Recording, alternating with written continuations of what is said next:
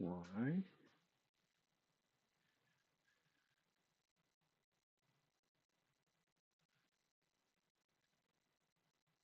Oh, oh well. Good evening, everyone. Like we got it messed up already. We're doing vertical or horizontal rather than vertical. Hmm.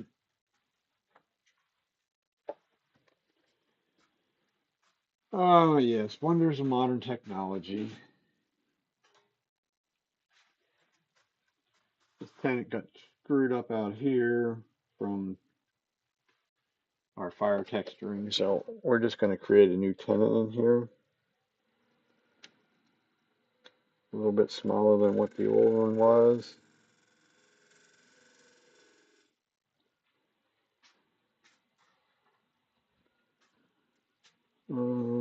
Left the parting tool sitting over here.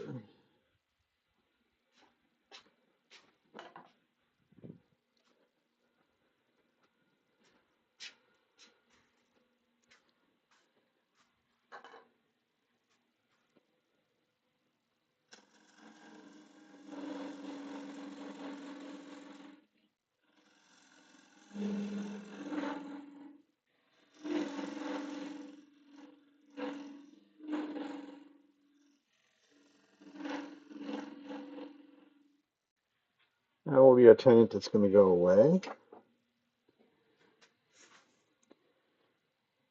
Not very big, not very deep, but that way.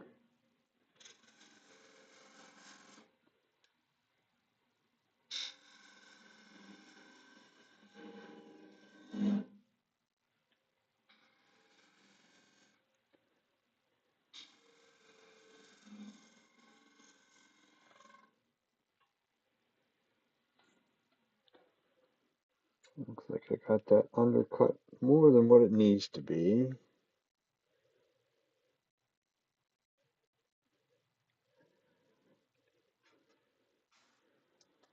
Black fingers from the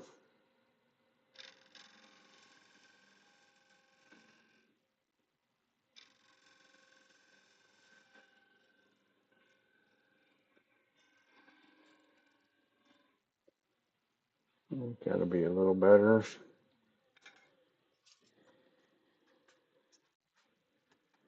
Why is it telling me that again?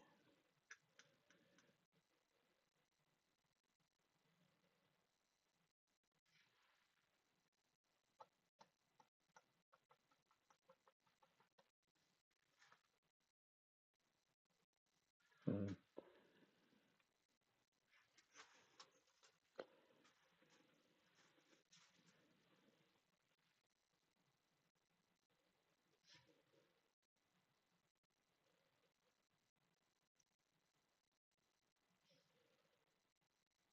Now let's switch to vertical. Oh well.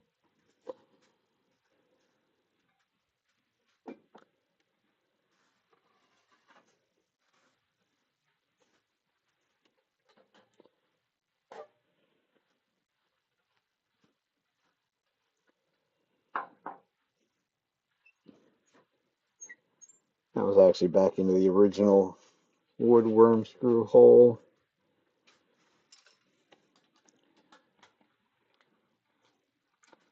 So is it going to turn or is it going to spin perfectly true? Probably not. Especially seeing how it's been torched to go with it.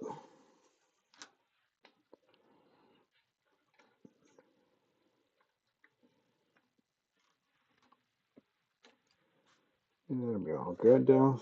Shouldn't be too bad. It's a little bumpy, but it's alright because we're not going to try and make it super, super thin. It'll work.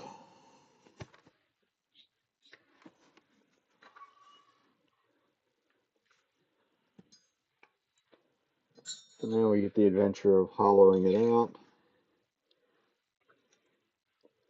This will probably automatically dull a tool because there is lacquer in this.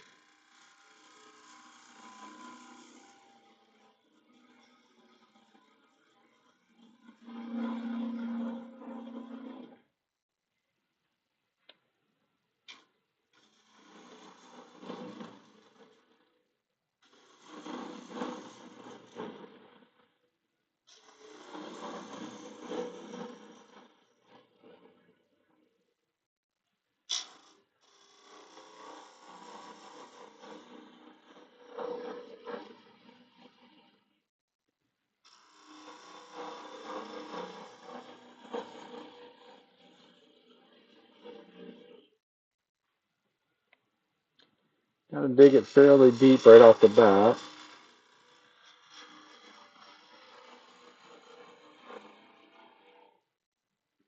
So I can get around this corner.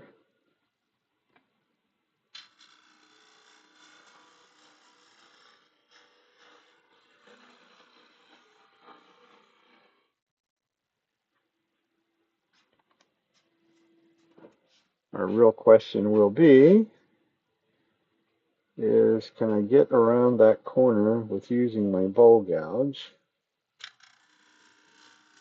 rather than using any kind of hollowing tools?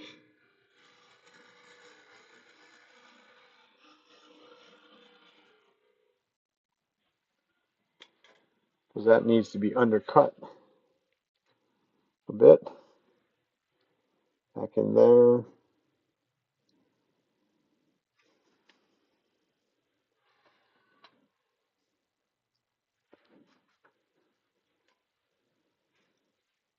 So we'll see whether we can do that. To be able to. You may end up blocking your view a little bit. Take things out of the road because the handle's going to go way over there to get back up underneath.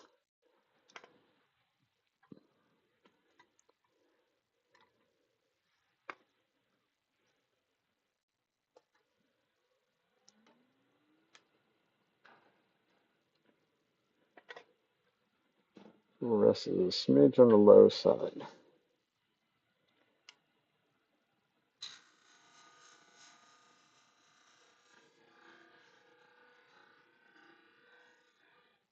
That might not get underneath there at that point.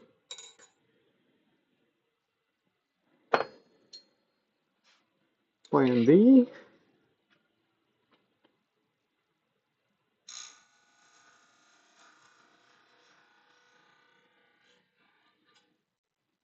I'm still not going to get underneath that.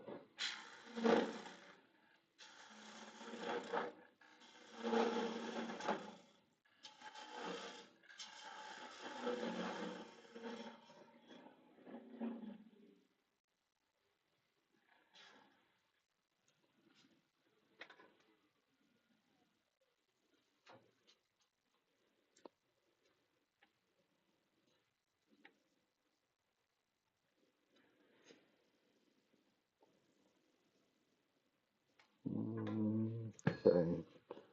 Yes, plan C is the hook nose scraper.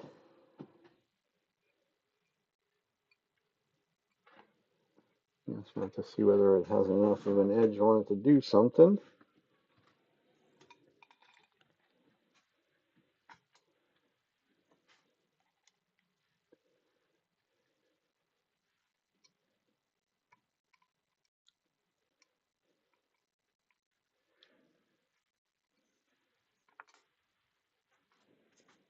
Wants to cut at center.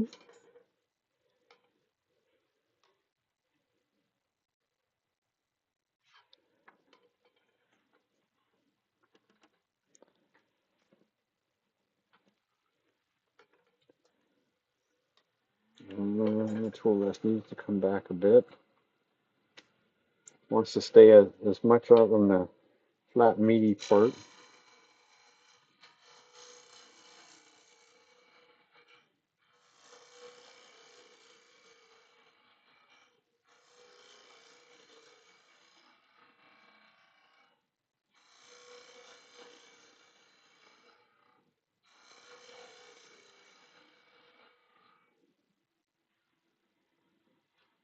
I think we have enough out of there yet, but you know.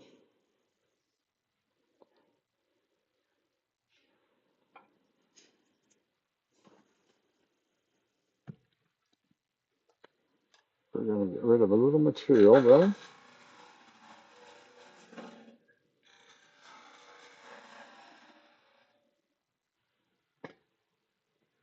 Gonna have room to move.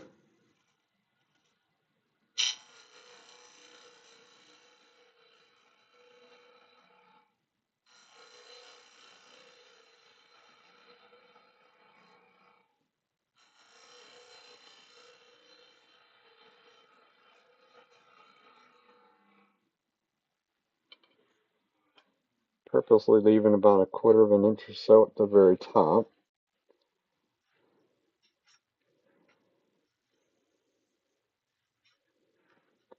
Of course, the next scenario is not cutting it overly clean. Always the problem.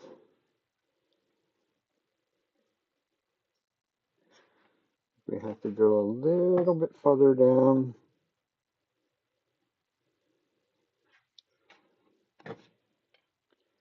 In order to get the bowl gouge to go around that corner.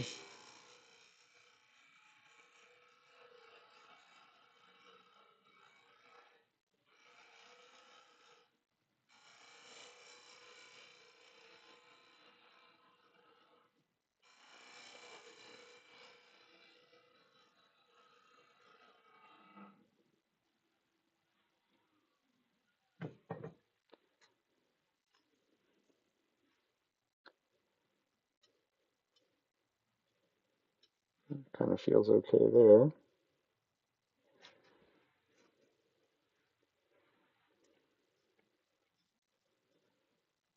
I have an undercut way back in there, so that's really where I'm after, is right up in that little region there. I think from there down, I think we can get to it primarily with the bowl gouge. At least that's the thought.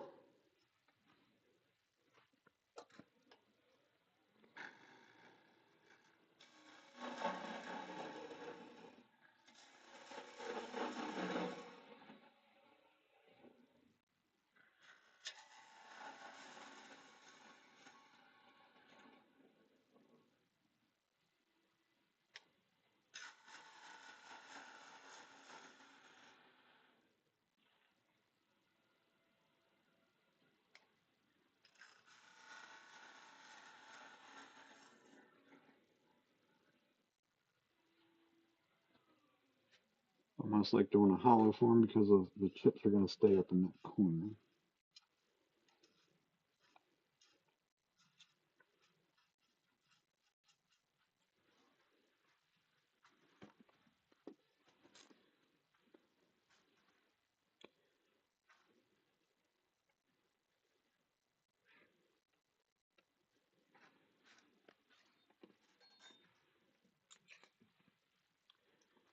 Go to the steeper bevel angle. Hopefully I can get back in there.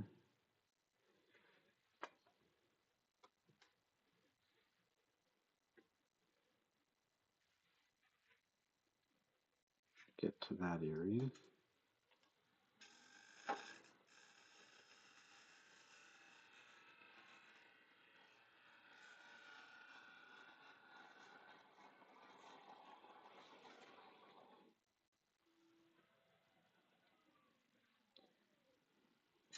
Feel like I got it.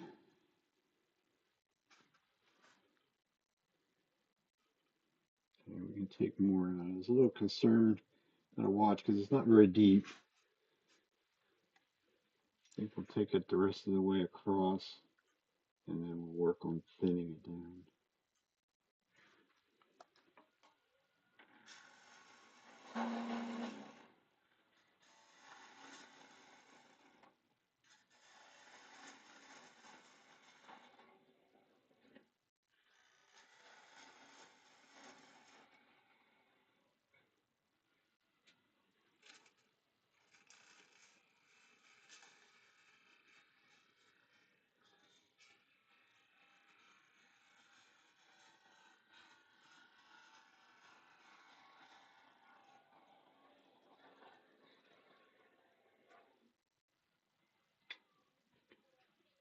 Unfortunately, this will be quite a bit of start and stop.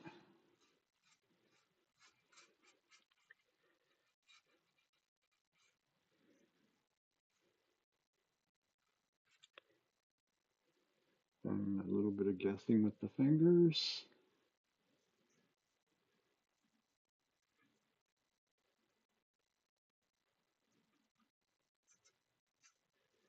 Left a ridge up there, though.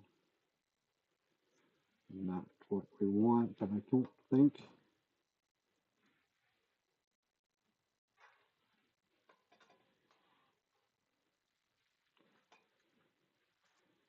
don't think I can reach the whole way back in there, although I might. Give it a try.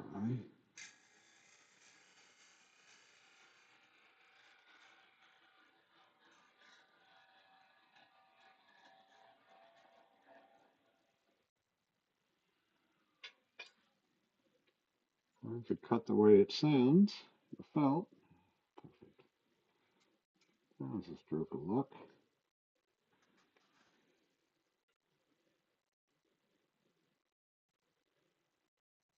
Okay, we're still plenty deep in the bottom.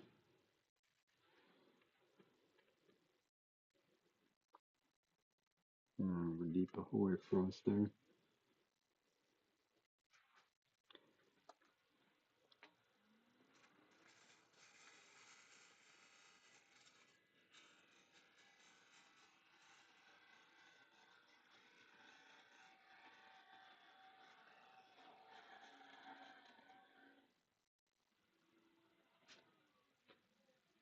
Lots of start and stop.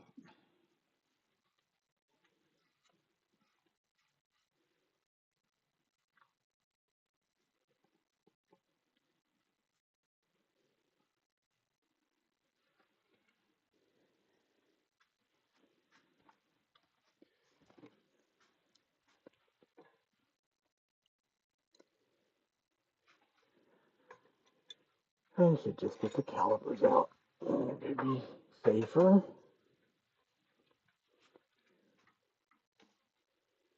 Plenty of meat there. Still plenty of meat down there as well. So,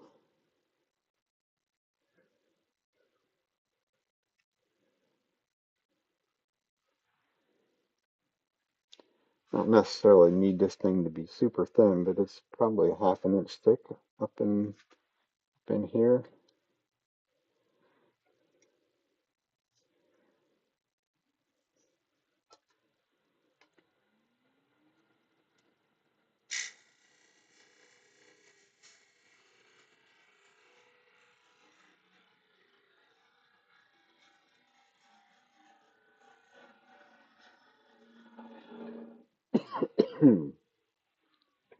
It's dusty stuff too.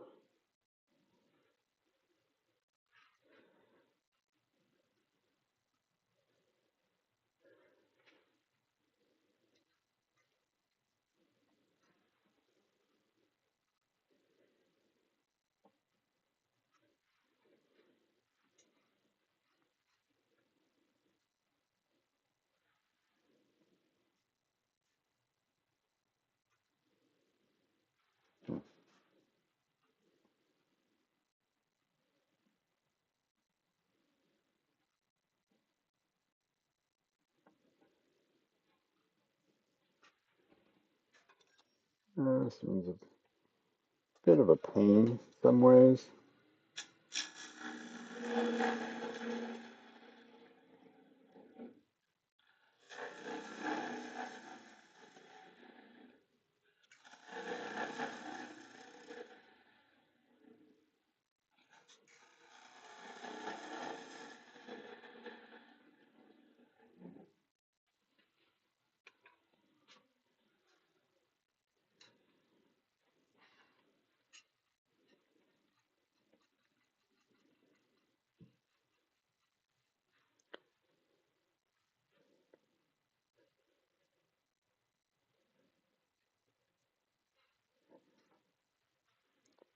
A nice curve on the inside. I hate to keep screwing with it, but it's still too thick. We're consistent on thickness, but the thickness is probably a half an inch.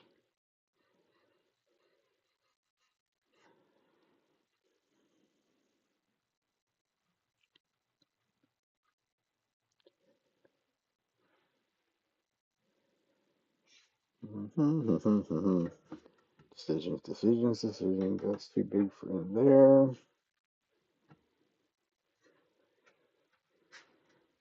Other one.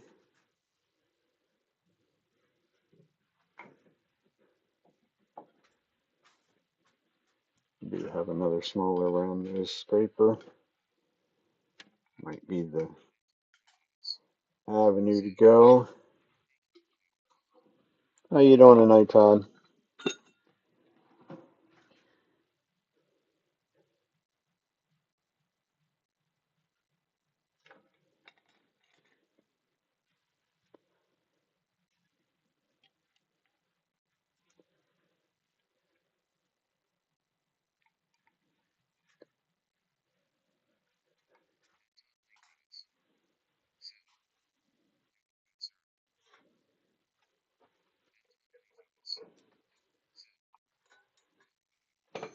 Not too bad.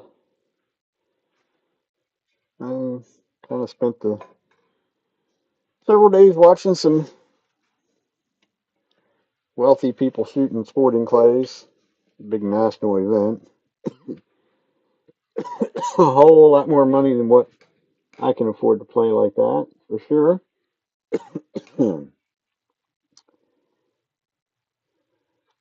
This seems dangerous.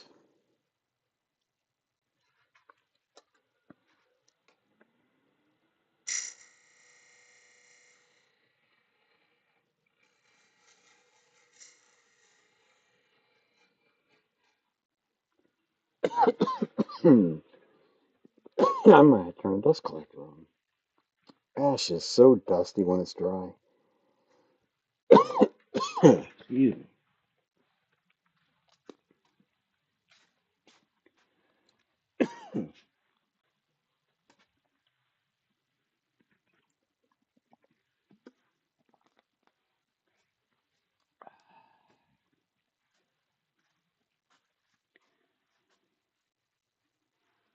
It doesn't feel like I got quite the burr on there that I should. So we'll do the simple-minded way. Use a diamond. Or this is actually a CBN hone. Put a little bit more of a burr on it.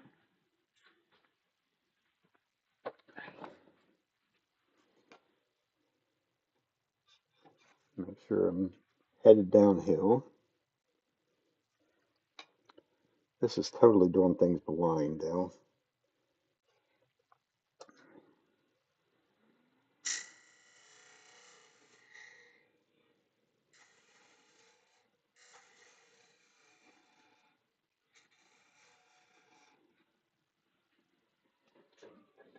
That worked.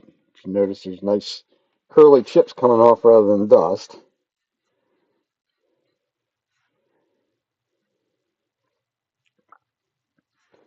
I got some of the area that I needed to, I think.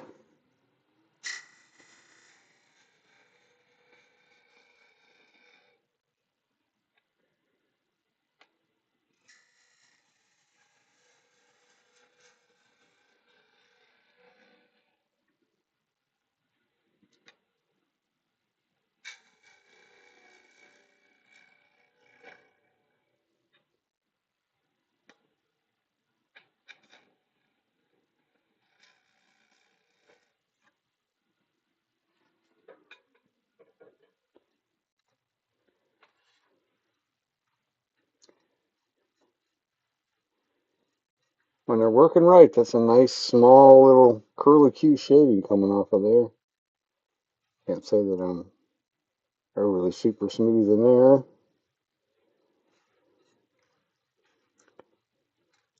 Some fairly good ripples.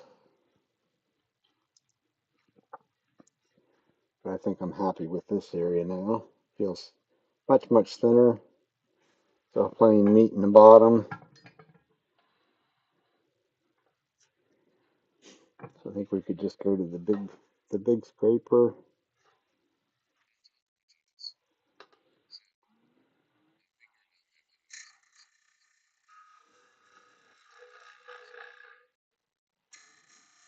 Oh yeah, it was. I caught a bit of it the other day somewhere along the line, and it was definitely working a little harder than what it should have been because you couldn't. You could hear you talking all right, but yeah, there was no. It's like there was no sound, no cutting sound or anything like that. You could tell every once in a while. I don't know how it's mounted or where it's at, but every once in a while it would pick it up. But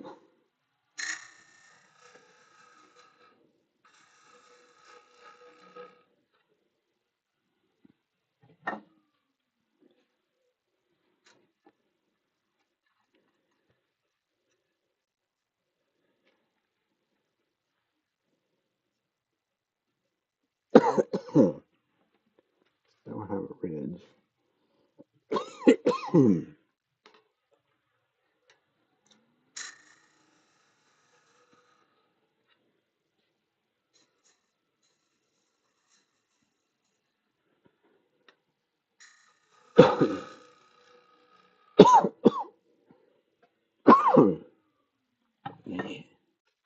You're gonna make my nose run.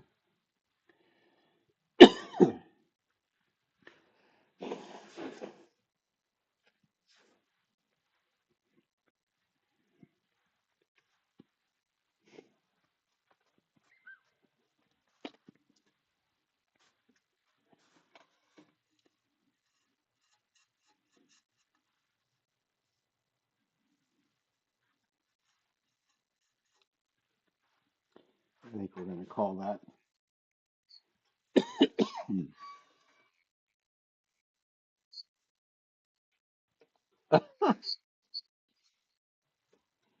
Oh, that's pretty good. I like that. Company phone, you're using it for your own personal benefits. Sounds like something I would do.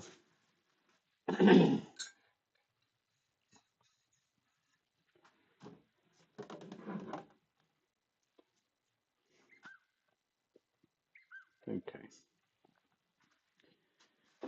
Now the fun part.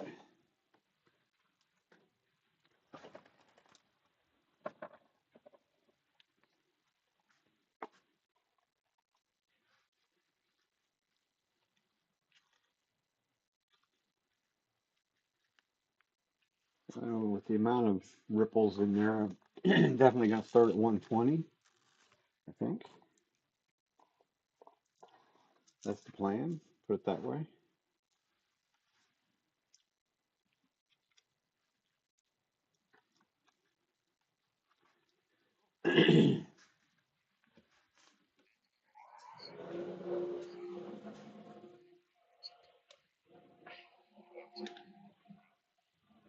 Oh, okay.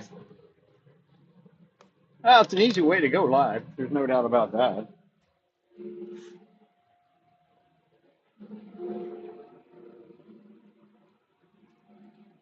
All my stuff's actually hooked up to a computer.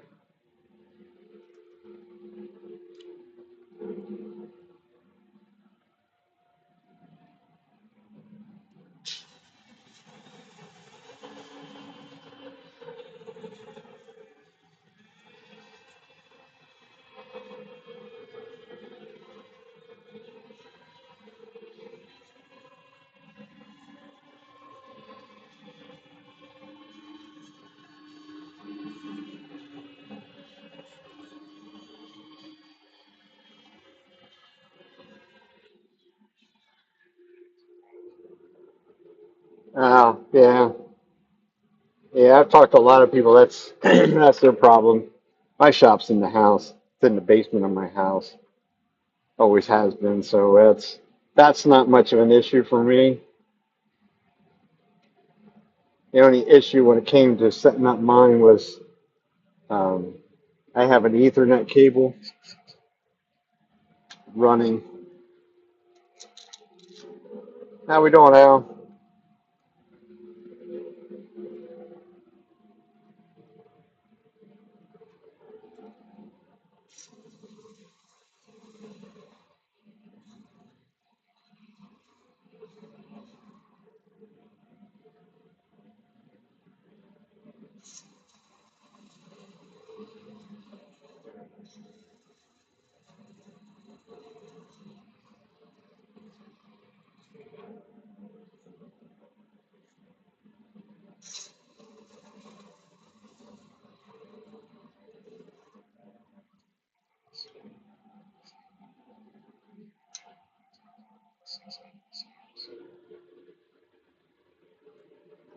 I have a I have an outside entrance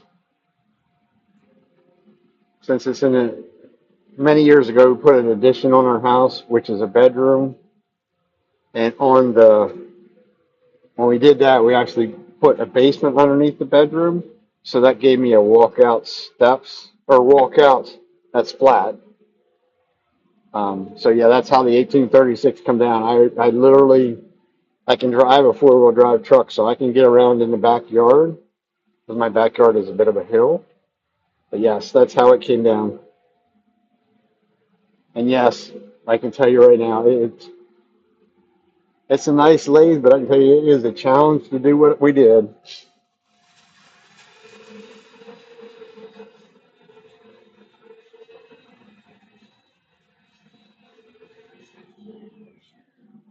because it is heavy. There's nothing on this machine that isn't heavy. The legs, well, it's 450 pounds according to what the thing said. Um, and it comes in one. The worst part about it, and it would be the same with any of them, is they come in one box.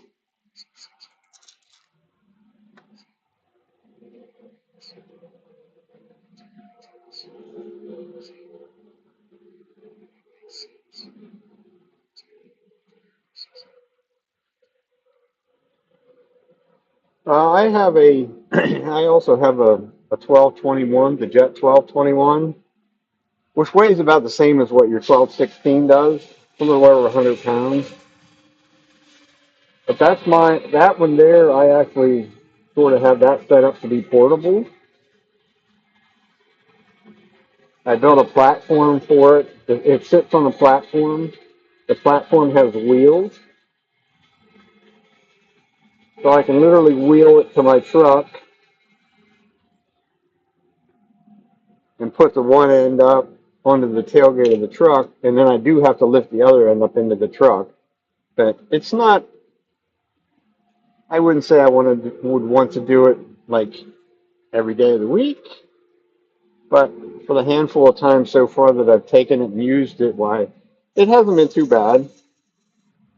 It's not sitting on any kind of fancy legs, that's for sure. That one, it sits on a one of them work platforms from Werner, I guess it is. Like you would use to paint or drywall or something like that. That's what I found that was convenient because it folds up as well. It's adjustable for height, which for me it's a whole way up, and it still could be a tiny bit higher, but I kind of live with it.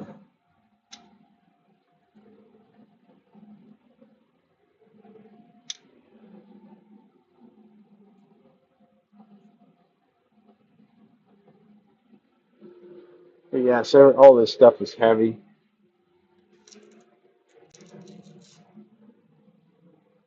That's the one I was at a public sale several years ago. That's where two of the I bought two Vic Mark trucks at that sale, and there was a guy there. The person that owned the place was a wood turner. That guy got a handful of tools and some different stuff. But um, he also had a American Beauty, robust American Beauty that he used, which was sold at the sale, which I felt it could have sold for a little bit more than what it did. The guy that bought it, he's like, well, I wasn't going to let somebody steal it. I'm like, he just kind of looked at him like, really? I said, you don't feel that you stole it? I said, he paid, I think it was like 5,000, 5,500, something like that. I'm like, that's a $12,000 lathe. And, well, yeah, he said, I got a better deal on it. But I was dumb enough to stick around sort of to see how they were going to load the dumb thing and did help him a little bit.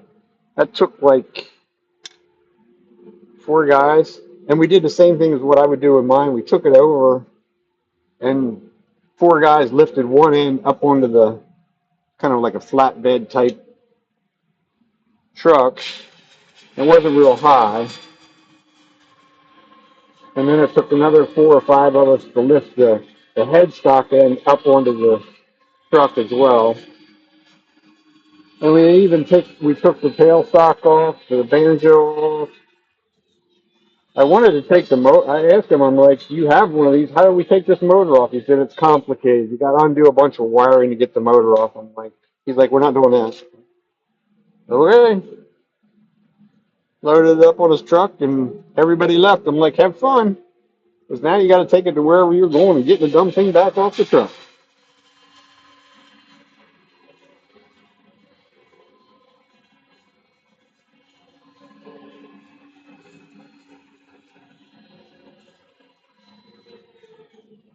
And they're a well-built machine, but I'm sorry, they're not worth they're worth that kind of money.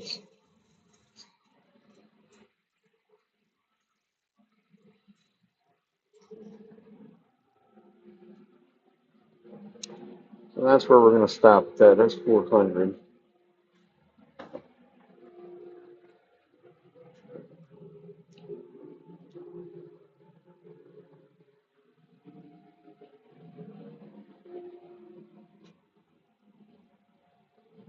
Hang out the dust. A little finish on it while we're at it.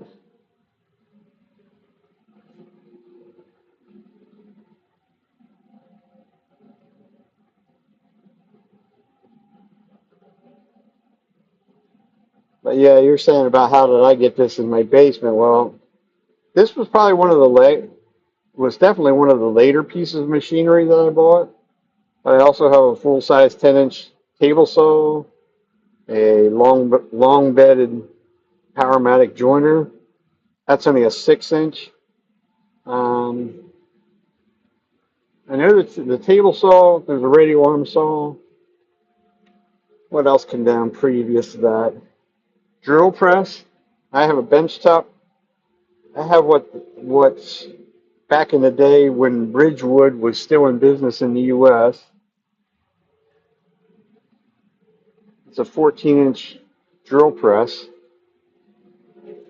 and they call it well, they all still do the same thing. They call them a benchtop drill press. Well, that thing weighs in at 150, 175 pounds. Yes, it came down the steps, but that's also probably 20 plus years ago for me. Pretty much everything I have is nothing. I mean, the lathe would actually be the newest piece of woodworking equipment that I own. Everything else has been around for quite some time. And yes, I struggle with the thing of taking stuff up, and it's not to mention this is a ranch house, so the steps are not friendly. They actually come down into a wall, so that made life more difficult yet. It really made things more difficult whenever I was building more so furniture and things of that nature for myself, for other people as well. That was a challenge. You had to make sure it was going to fit, get around the corners, and get it up the steps. Because I did have that adventure once. It was my own piece of furniture. It was uh, a tall chest of drawers for my daughter's bedroom, and I had the basically the outside box part of it done. Very little on no, nothing on the inside done. And a friend of mine over the one day, and he was looking at it. I said, "Good." I said, "You're a strong guy. See if we can get this thing up the steps and around the corner." Well, we got it up the steps, got to the top. There was no getting it any further around the corner and anything like that. So that was my one fearless piece of furniture that actually ended up coming back down into the shop. I literally had to cut it in half and made it so it appears, well, it is truly is a chest on chest instead of a just straight up and down dresser. But yes, nowadays I don't have too much trouble. I still had to get it out of my shop, which is usually not a problem. If I have to, I lift it up over the steps to get it around to the other room. Once I get it around that area, then I'm pretty much golden because it is my entry door in the back is French doors. It's an exterior French door. So there's never really any issue. I'll also just leave that on there of getting it out the door. And like I say, I can back my truck literally almost up to the door. So this is the purple slurp from a couple of weeks ago that got torched, grain filled. It has a couple coats of lacquer on it. So from there, we're gonna have to make a lid.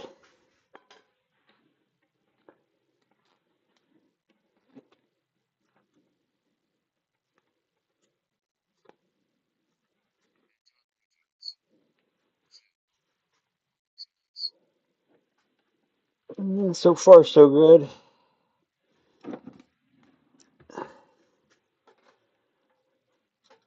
Lid will be pretty much simple and basic, sort of. It is a piece of curly maple.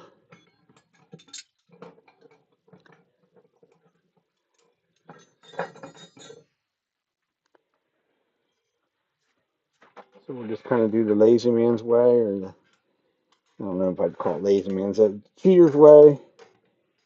Is I would just literally jam that up against the face of the chuck, put a tenon on it, and then we'll spin it around. And we'll do the bottom first. Create even a little dimple at the X. There is. This is kind of one of those situations where this kind of makes a lot of people nervous to do that. I've never had one come loose. I don't do, I'm not going to do a ton of work that way. All I'm going to do is put a little tenon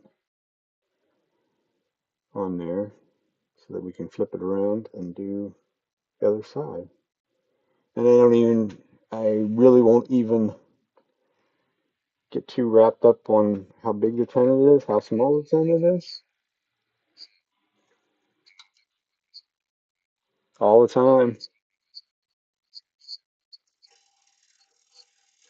Yes, it does. I have a whole bunch of ash.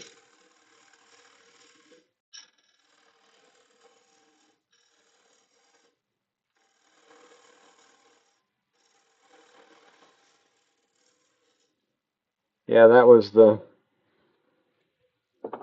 what I started out my turning career some 18 plus years ago. Yeah, I don't very seldom do I actually use a piece of have any wood that I would per se purchase.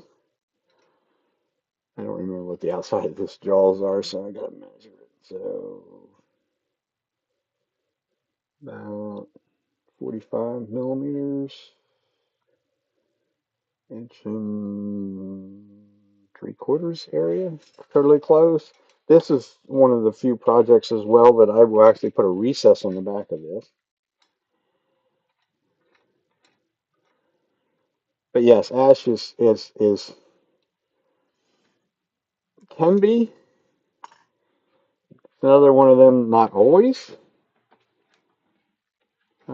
What's down in the backyard and in the garage, and then well, the garage, my garage does really well. I just don't have that much room to put it all in. It's a little bit more of a controlled environment. Less air gets to it is really the more the reason. At least that's my thoughts on it. But what I have down back, I cut the logs. Like I said, they come out of my uncle's house. Cut them, split the logs in half or whatever I needed to do with them. A lot of them were split in half. I might have taken some of them have the round part, so they're more like cast blanks or something like that, and they're all cut at about 17 inches long, but that's what my chainsaw will accommodate to cut them lengthwise. And then I sealed them right away. That's kind of the key with the ash. Same way with oak. I don't have very good luck with much as far as oak goes, but the ash, they're sealed. That doesn't mean there's still not going to be cracks. Those 17-inch long blanks, last that I looked at any that are sitting down there. I mean, they have some small checks in them. Those small checks might go fairly deep though. But the price was right. That's the way I look. And that's really when it comes to this thing of harvesting your own wood, getting your own turning wood like that, is it was destined to be firewood. So if it doesn't work, if it doesn't cooperate, splits all up and everything else, then it's still the same as what it started out as. Still a piece of firewood, and I have a fire pit, and I also have some people that burn wood, so I don't really get too excited about it. And now I started playing around with some of the like the little offcuts of something like that. Um, that would only be a couple inches long, even though it sort of cracked up on me, so to speak. And for some of that, it's still not total waste because it doesn't. You may still be able to get some like inch and a half or 2 inch little block, 2 inch squares that be 3 or 4 or 6 inches long or something like that out of it. So it's not a waste. It's not wasted wood. Not to mention, like I said, it's free. So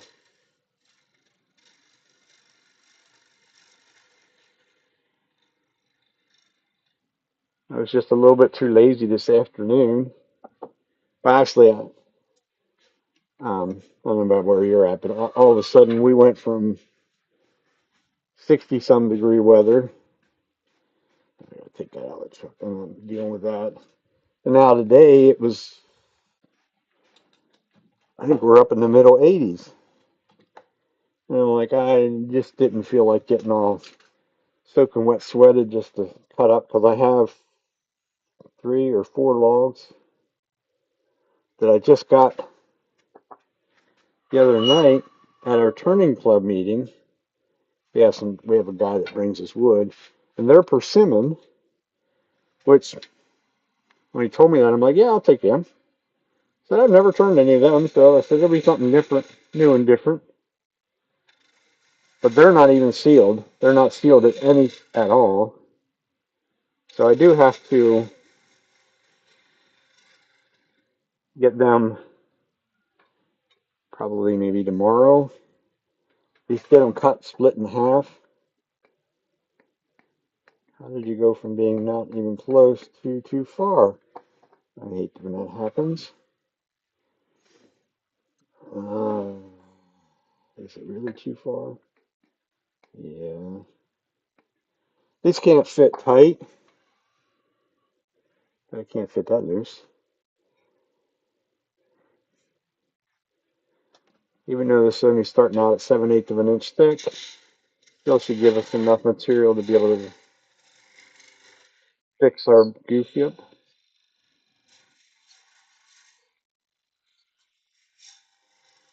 Oh yeah. Yep. A lot of times that's what I use. If I get too much or a lot of it at once, a lot of logs or something at one time, then I'll just use some latex paint because you always have some of that left over from any kind of painting projects. That's still on the loose side.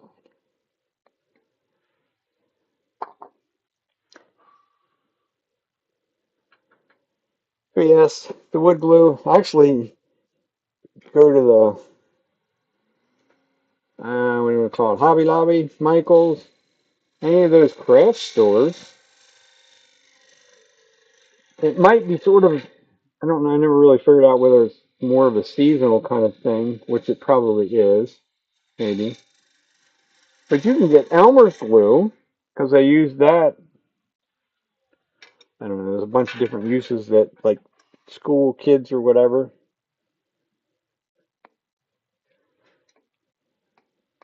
Okay, it's loose. It's still loose, but it's. Mm, I haven't gotten any of that, but that was my brain thought on that one. My wife drags me to them places a lot. But that would be another one.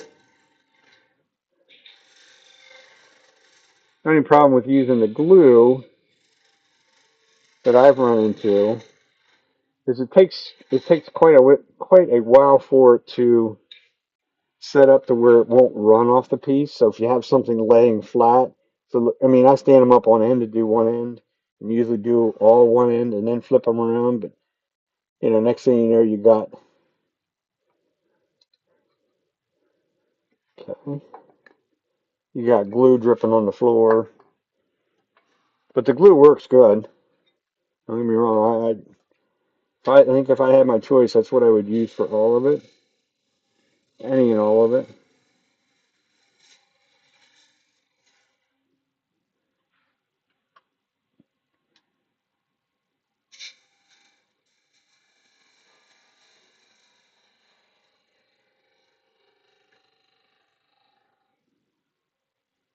So a little undercut for that. And we are going to have to,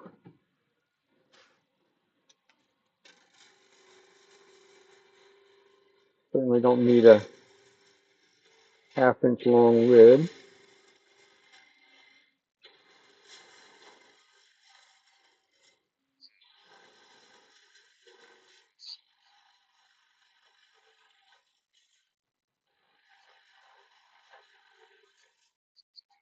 Ha, there you go.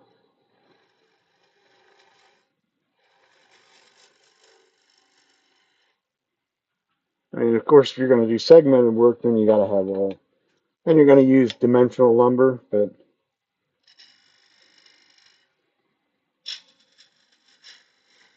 and there again, for me, I've used a lot over the years of that, and the vast majority of what I used for my cabinet work was generally with stuff for my, at least for myself. I did a beautiful job. Was air dried because I don't particularly care for the kiln dried materials. I definitely do not like it for the turning. Unfortunately, that is what I get for use at Woodcraft is all kiln dried material. It's just much dustier, and it's not very friendly to turn, or not as friendly. I put it that way.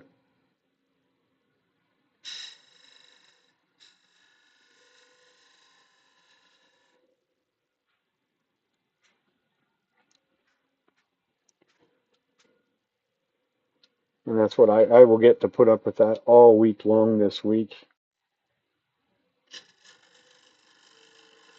This is this is my class week for the month. I have classes the next 6 days.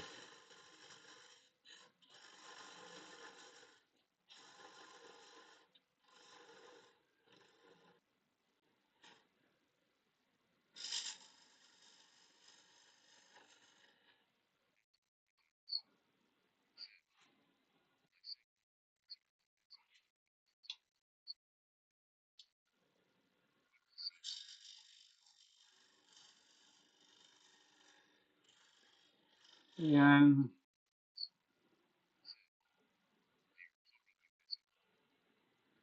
Well, it's kind of my own schedule.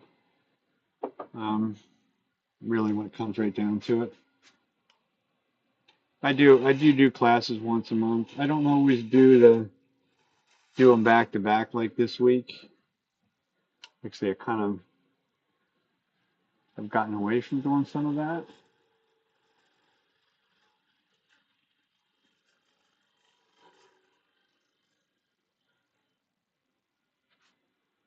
So we'll give it a little bit of a decoration in there. Using a sharp gouge to go across that face. Because it did not, some of the curly maples do not cooperate very well. Especially if it's just doing what I did with it earlier. It seemed to want to chip it.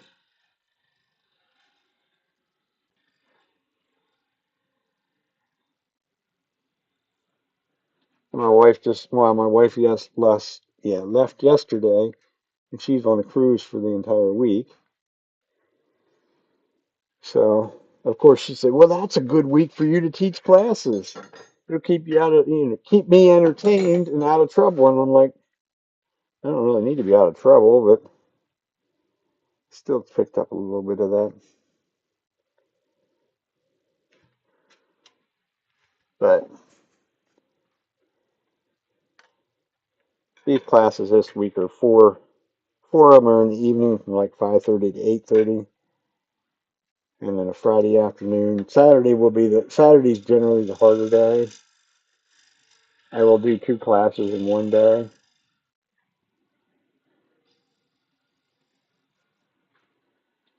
But seeing as how it's going to be Memorial Day weekend next weekend, I have two in the morning and two in the afternoon as it stands right now. So even next week will not be, even next weekend won't be too bad. Why do you want to be chatty?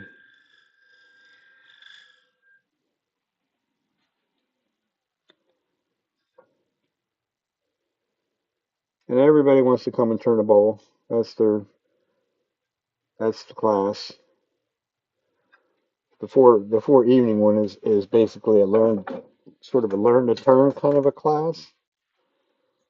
So that's a whole lot of me showing them what to do, and you do it on your own. They pretty much learn to do it all, or do a lot of it. We start out with sharpened tools. They sharpen all their own tools. I have gotten smart enough though.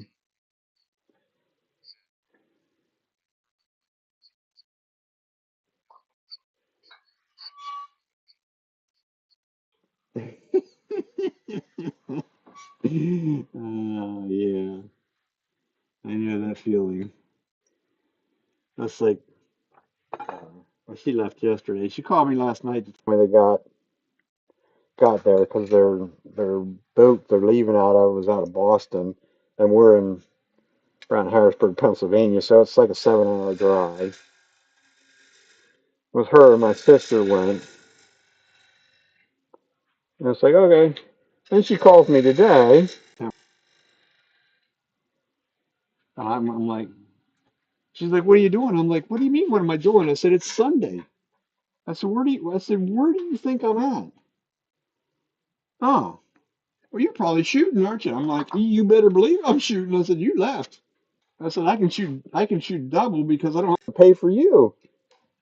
She thought that was funny. I'm like, well, you know where I'd be. I said, if I wasn't teaching classes this week, I'd have probably shot several days.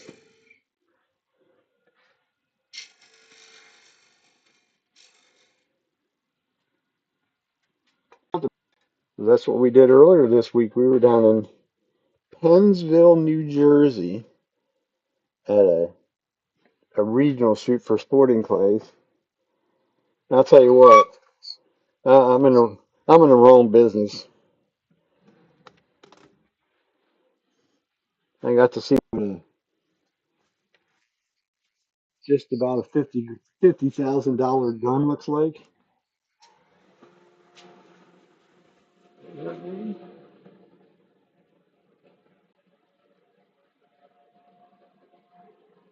Oh, lens? Okay.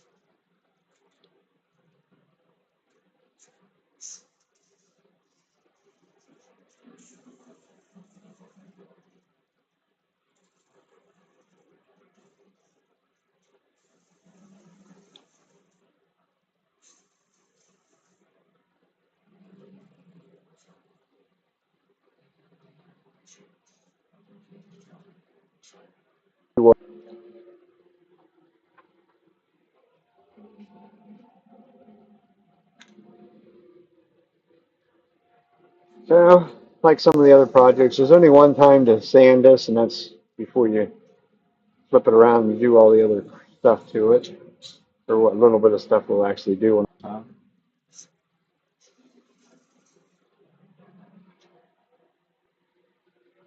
I have done them already where I didn't do it this way, and it makes for a royal pain in the ass.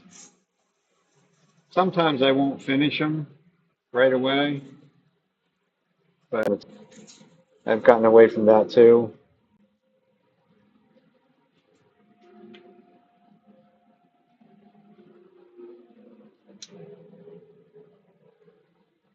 So that's through 400.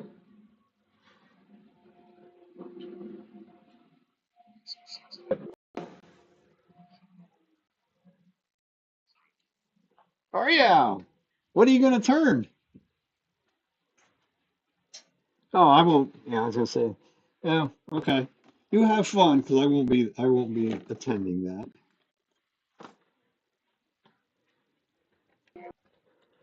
'Cause I'll be my classes. I knew my class is till 8:30, so no, I won't be there.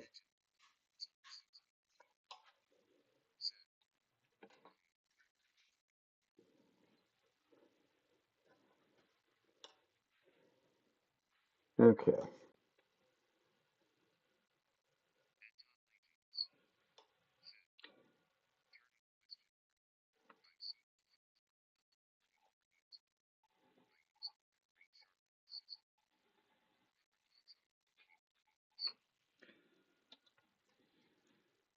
Some people love it, some people don't. I am probably one of them in the don't category. It didn't texture the way it's supposed to. Um, uh, okay, to sharpen it, um, on the Wolverine, most people would tell you that most of those advocates of the 40/40 grind says you cannot sharpen that on a Wolverine system. Um,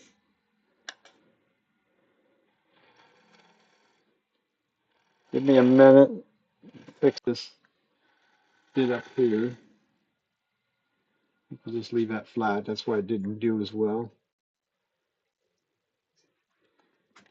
And I can show you how to do it. As far as do I like to use that one?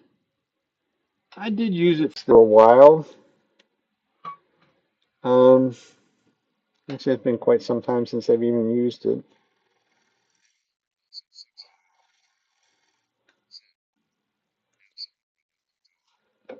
It it will do certain things well. It will do the outside of a bowl very well. The inside, the problem with them, and that's kind of the hang up that I would have on it, as far as to tell somebody yes or no on that, is that the inside of a bowl, you can only go down about a third of the way, somewhere between a third and a half the way down the bowl, and then you're going to have to switch to a another gouge. So it's like, why? Sort of the my brain thought on that is, why would you want to have two gouges to do the job of one? But the people that are sort of what do you want to call them, the advocates of it, they swear by them, but they're also trying to sell you another tool to go with it. Now, that being said, those straight wing gouges that I use is basically the same thing. The only difference is it's in more of a 55 to 60 degree range. Actually, mine are generally set at 60 degrees.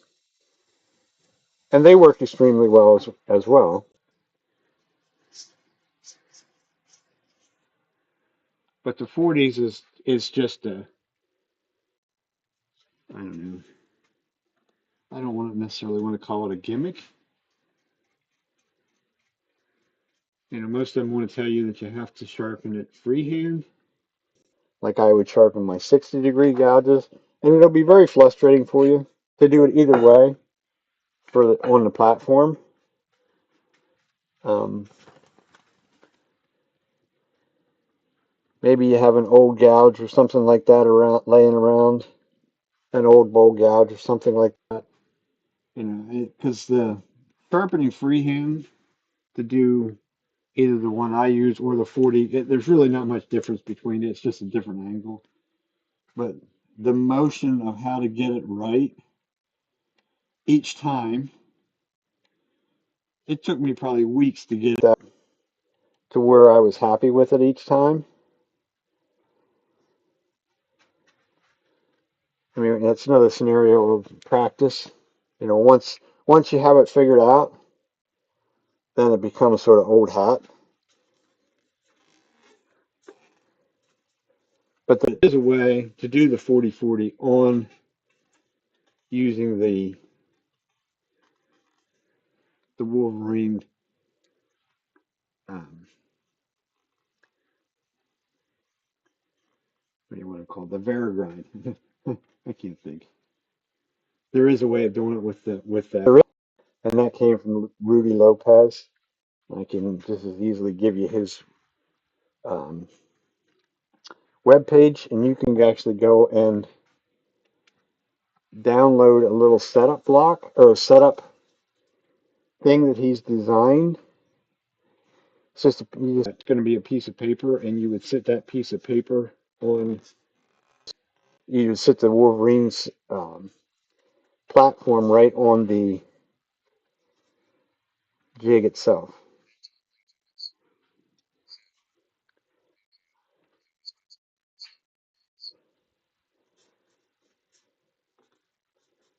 I don't know. My thoughts is probably pretty much it's just another gouge, really.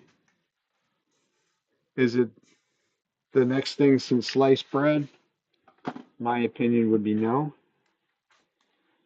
You know, I don't like the fact that the inside of the bowl is you can only go so far with it, and then you would have to change to a different gouge. So if you go over to rudolphlopez.com, I mean, you're using a one-way system, so this would be mine, even though you don't ever see me using it. I started out with a Wolverine system. I switched to something different now. I still have this system. It's just not on a grinder. But this, in my case, this would be the 60-degree grind, 55 to 60 degree. The only difference between the two is this arm is going to come up into there. I have a line scribed on there that you won't be able to see. That's the only thing I change. I don't change where the arm is at. You don't need to. And then this is you would put see if I can find it. Yeah, right there it is. So you would have your 40-degree gouge in there. Stick it out extra far so you can see. So when normally you would put how I teach people to sharpen is this goes in the pocket. I'm going to lay the wing on the grinder first, and then I'm going to roll up and over on a swept back winged gouge. is how it would how you get that nice curve up there. But on these 40-degree or even a 60-degree, this wing is straight. So instead of rolling it, you're just going to literally lay it on there and just sort of wiggle it back and forth a little bit to maintain this straight and then go up over the nose. Do the same thing on the other side and trying not have a little dip on this front nose corner. That's the hardest part about grinding freehand is you'll end up with a little bird's beak in there, which will drive you absolutely nuts. Um, but they do work. Just I, not necessarily my preference.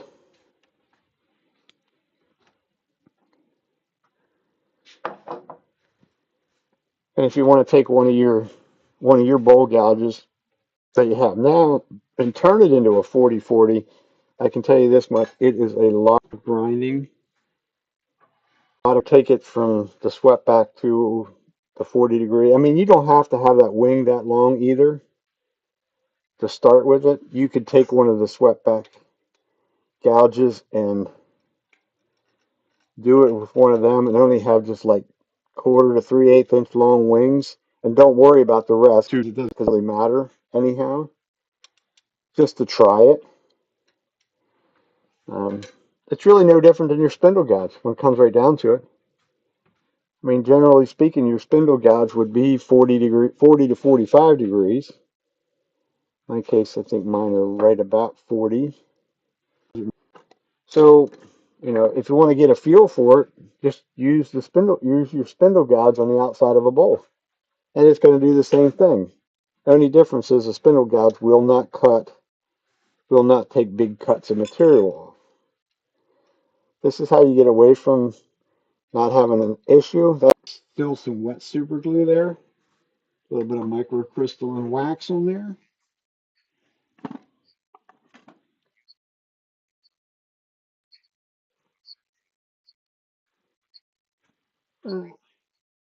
That's right. That's what I mean. It's not a.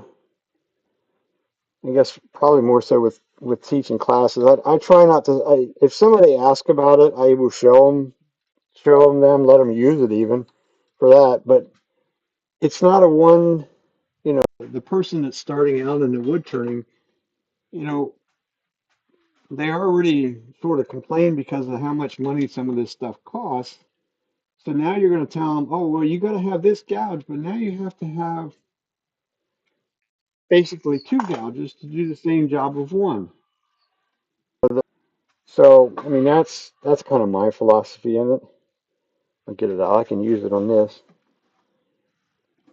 It is, like I say, it is a different animal to use. Some love it, some hate it. I'm kind of in between on it. The other thing will make this work, and you can do this with your sweatback grind or whatever grind you have. You notice I got to get it down here in the right place, or better yet, bring it up here. It doesn't really show that well. That this bevel, the cutting bevel on that is only about 1/8 of an inch long. If you grind one of these 40-40 or even the 60-degree swept back, that's the full length of that, they don't perform as well. They like the small little cutting bevel. And these 40-degree ones are even worse when it comes to that. You cannot have a long, it doesn't cooperate with a long cutting bevel. But now, that being said, now at 40 degrees, you can't see the end of my handle, but it's way over there. See if I can show you a different way. So there would be the 40 degrees versus 60 degrees. That's actually a pretty good shot. So that's the difference of where the handle's going to be too. So you may find that to be a bit cumbersome in a way, depending on what you're doing. It's, the handle, instead of handles here, handle has to be way over here, like on the very bottom of a bowl. The handle's going to be way over there to start, and that could be a little bit cumbersome for some people.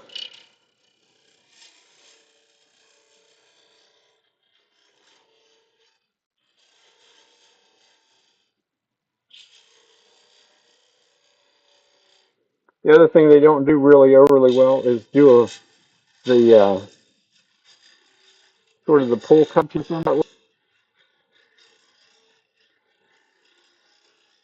A little bit more hard, a little harder to control.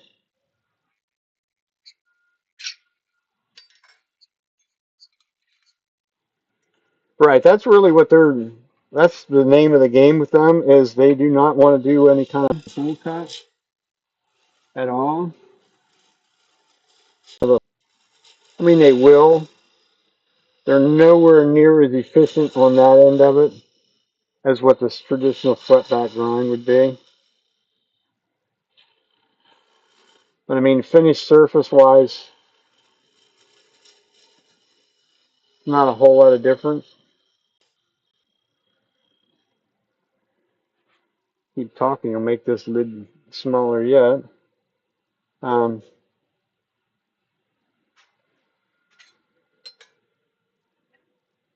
I found that I like the. I found that I really like the. This is a 60-degree grind. It's really no different than this guy here. It's pretty much the same cutting bevel, just has straight wings. And when you get to that, then it has a very, very small nose to it and seems to cut extremely well, nice and clean. But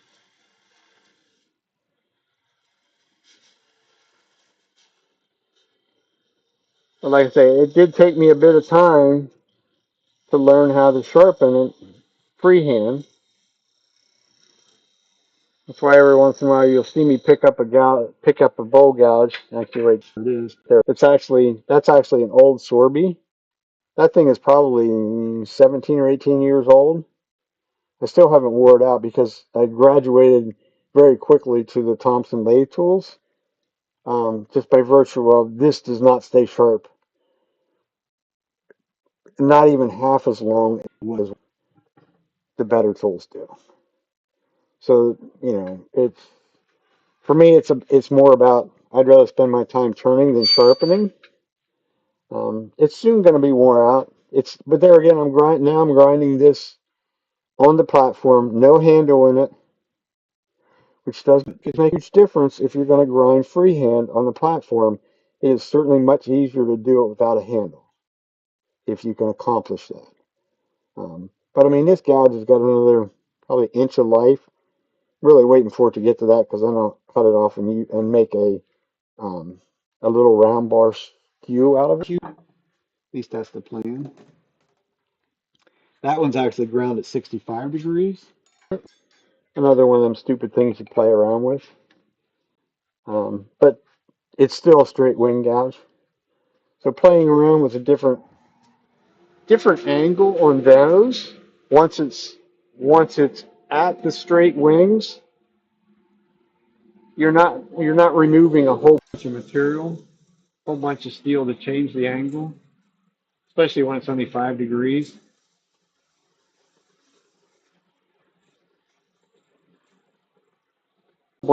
And I actually made setup blocks, 3D printed setup blocks, just for that reason, so that I'm not burning through a bunch of material, a bunch of steel, guessing at the angle or checking it and all this and that. Where I just put it up there and use the setup block and set the platform, and it's good. It doesn't really fail me. So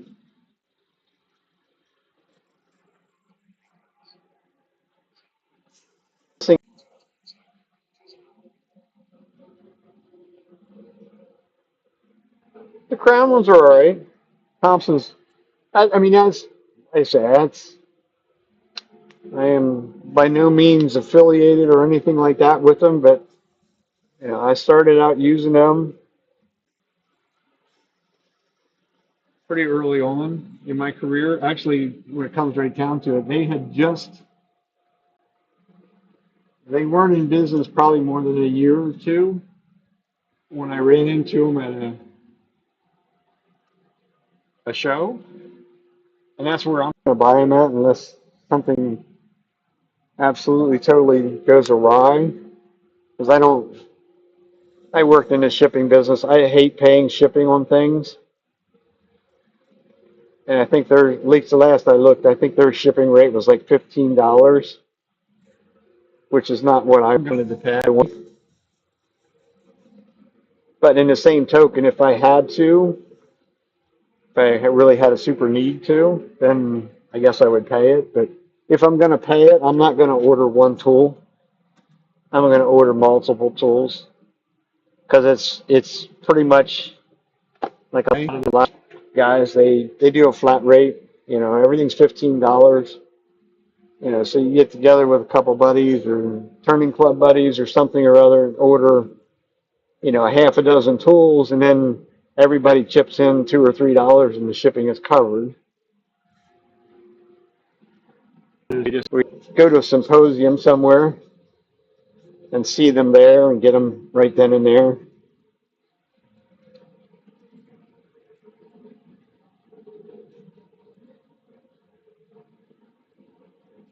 And do a little random orbit on that one because somewhere along the line there were some scratches up there that did want to disappear.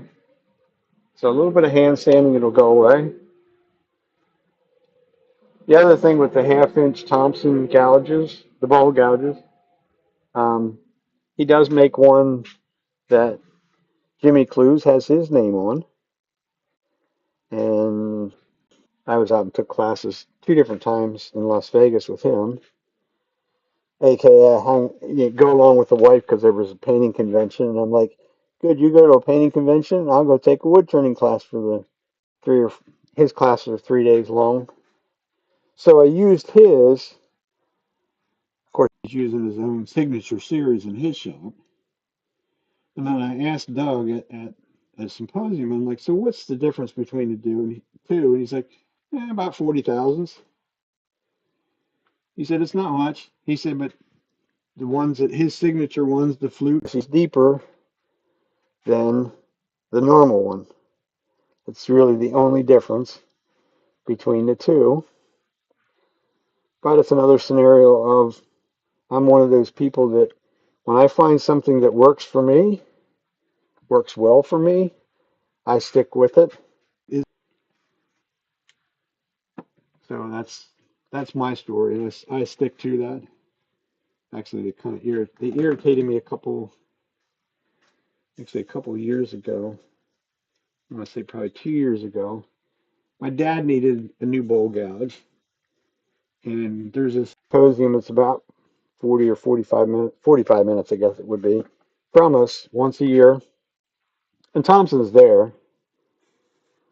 So I'm like, well, we'll just go down to the symposium, and it costs us whatever, a couple dollars for fuel and like $5 to park in the parking garage, and we'll get the gouges that you need, and I'll probably get one or two for myself.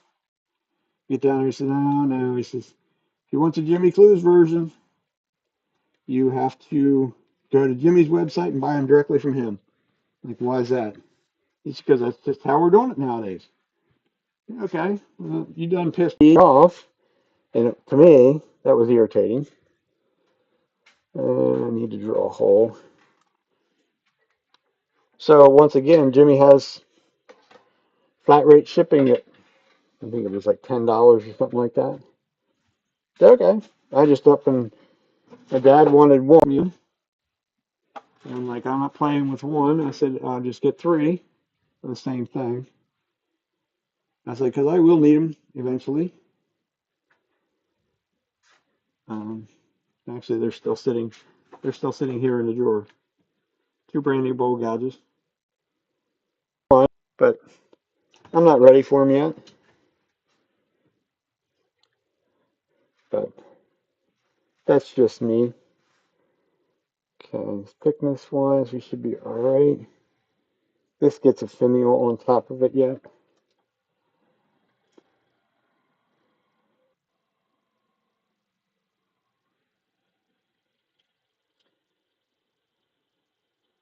So about the same depth as what the cutting bit is. Should be the right thing. Yes. Should be it.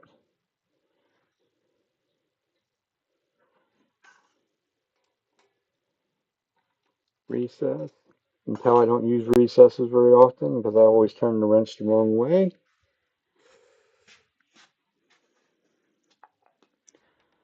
So that's our progress so far. It does have, it is curly. I mean, if you move it around, it shows that it's curly. I just leave them white on these, and it probably will do a black finial.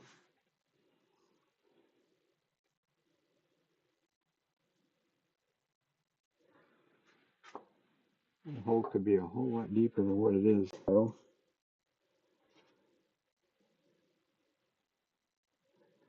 Doesn't really have to be, though. Don't mind me.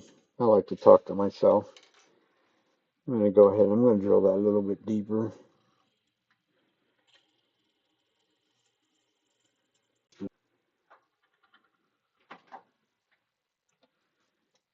Just because. And keep that a little bit handy.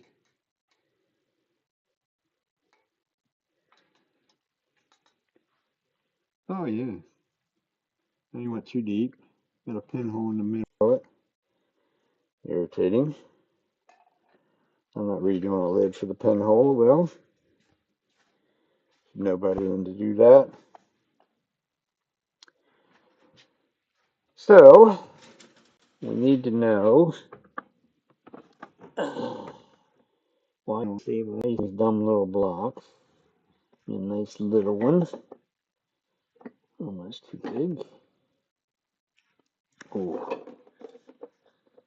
So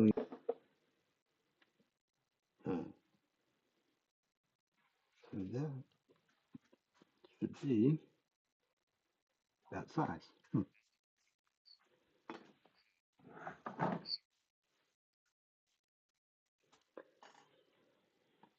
Oh man.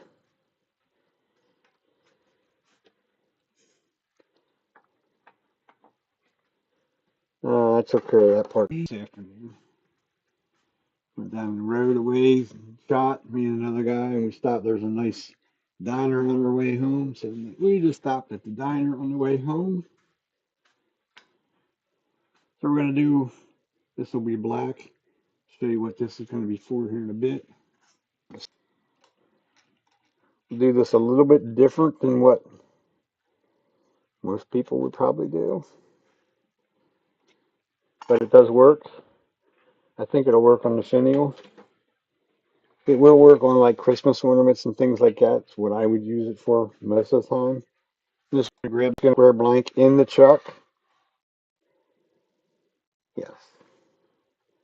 This is only like 1 inch in diameter, something like that. I'll take it down, I'll put a tenon on this end and do some of the finial, a little bit of the finial work down there, and then I'll flip it back around. We will put it in that little jam chuck looking thing.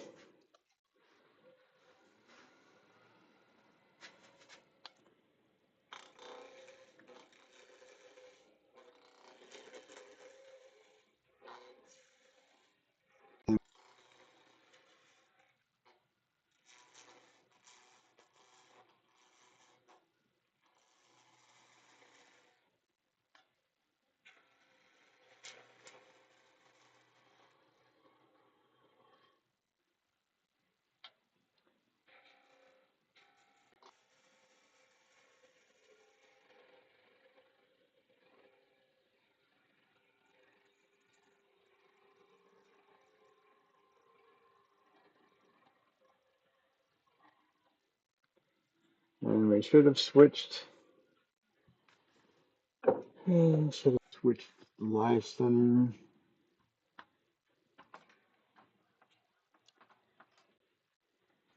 There's one of them that Cindy Drozda, well, don't have a point in it. Cindy Drozda makes them, or has somebody make them for. I don't know that she actually makes them, but they're designed for the one-way style live center, which is the same as this Laguna one. It's a smaller. It just has a small cup and a tiny little point in the middle of it, which works really nice for this kind of stuff because that little cute little diameter thing there is just about right on the 3/8 inch mark. This is not going to spin true because that went in totally different. So, I have to screw it up a little bit again.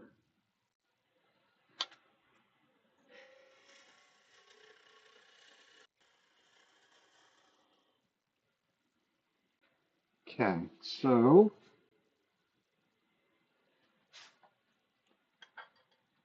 don't move the tool rest when the machine's running. If you do, do it very carefully.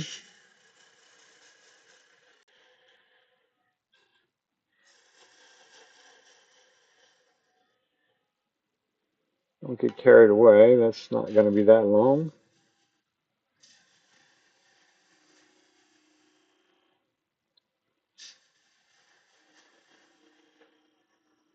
Undercut a bit.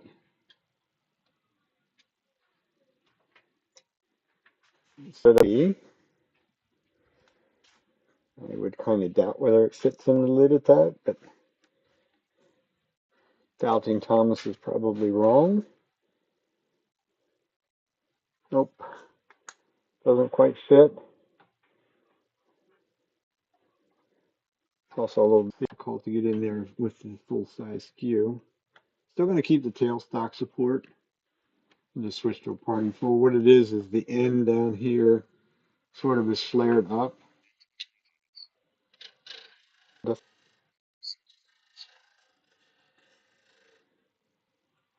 Practice, practice, practice. I use it more for doing just what I did there than anything, is doing the roughing part down. It's a little too tight.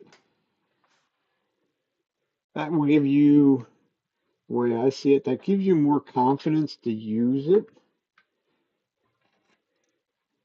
which is really what it's all about.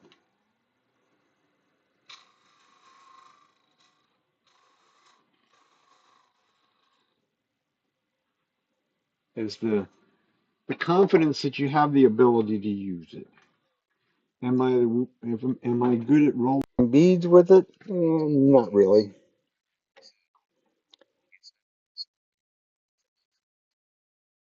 Yeah, I hear you on that one. That is the wonders of it. This is the most beautiful texture you can ever create, though. So that's, of course, now is too long.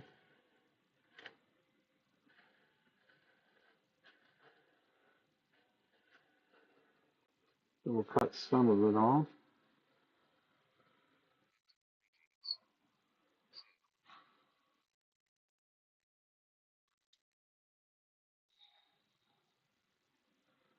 Okay. Got a little bit out of there.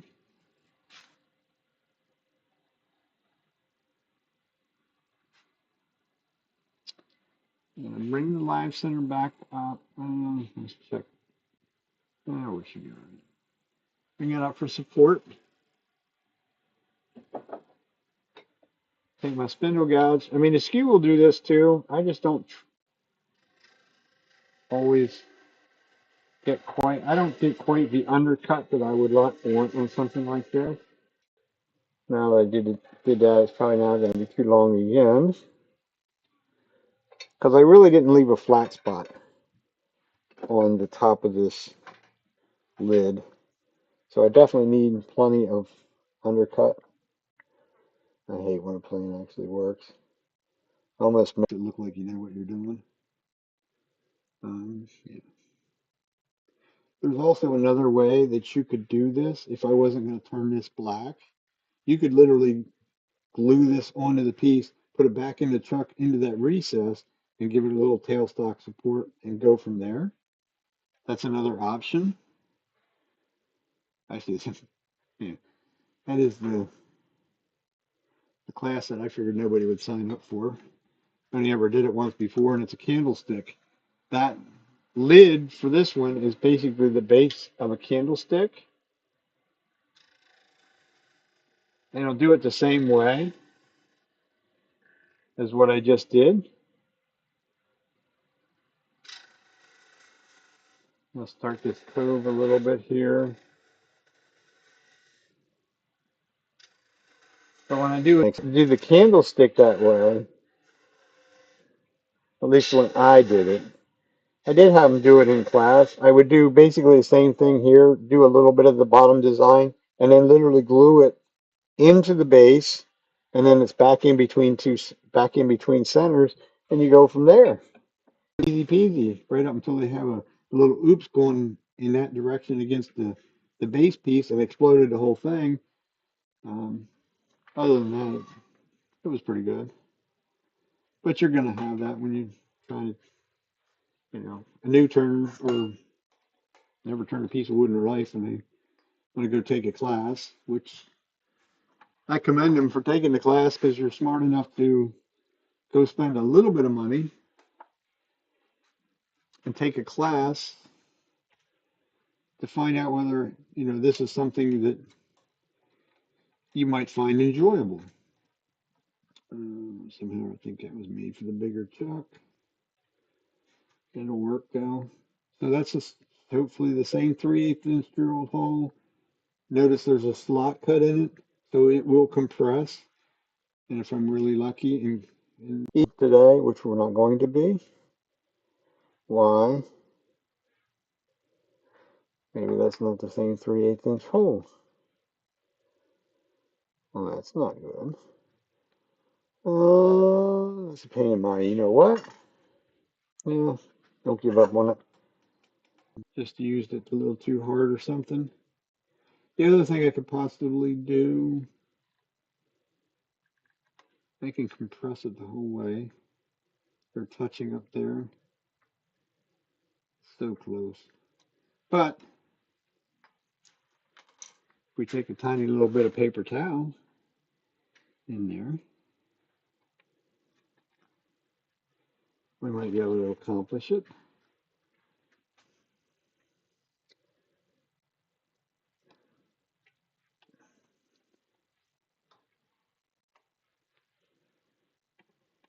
Let's see if we can get it to stay there.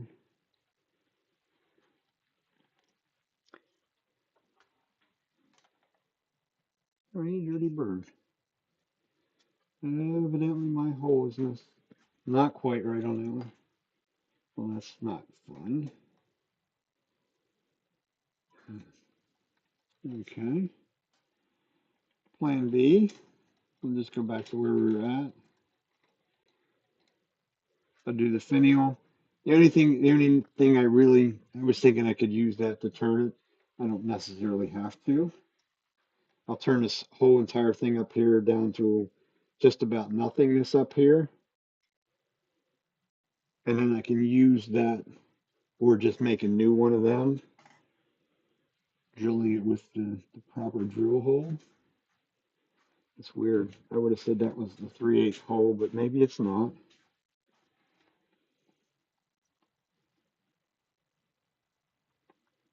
3/8 drill bit goes right in there nice and loose. Huh, that's kind of weird. But at any rate, moving right along. Do it the different way. Because normally I would do the finial and then you would fart around and hope you get this right so that it fits in the hole. This would be another option.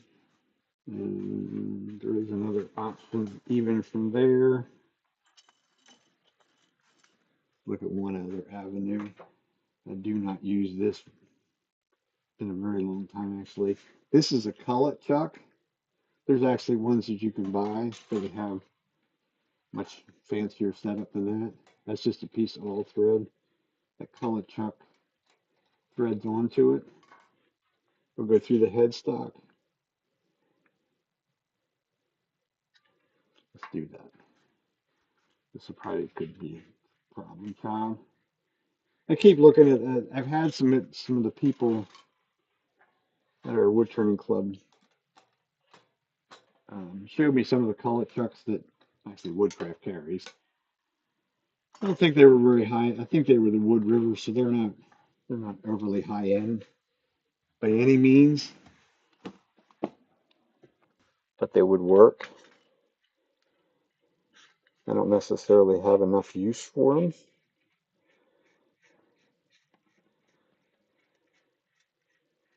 This one, I don't even know where I bought this one at. This has been around for years. It was kind of one of them things of somebody showed it to me, and I'm sure it was at a symposium. It looks neat, you know, the gadget gotcha thing. And it's just, for one, my rod is so long. Oh, looks like it don't need to be that long now. I just never bothered to cut it off.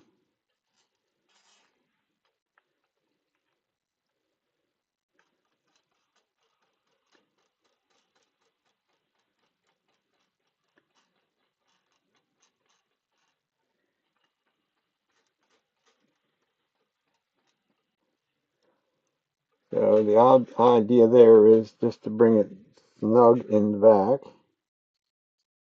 And now that will slide in. Huh? What is it? This is just a little cullet chuck. It's really just a cullet. And it will clamp down on that piece. I'll lock the spindle. Try and hopefully get it centered. And as I draw it into the Morse, are you going to tell me that's not even going to hold it? It should. As I draw it into the Morse taper, yeah, there we go. That's still, that little bugger is still not going to hold that. Here's the part that I didn't like. In order to remove it, yeah, it's not going to.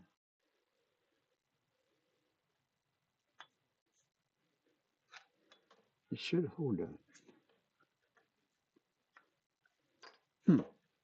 Imagine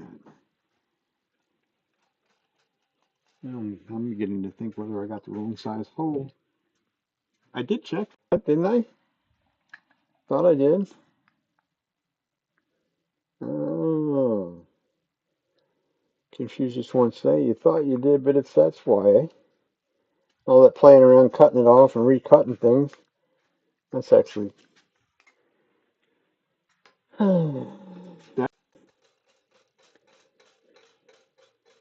That's why it doesn't want to hold it. I played around with that too long, with cutting it off, and went back and retouched some of it, and now that's would be a rather loose fit in that lid. Be a question of would the glue take up the space? Probably.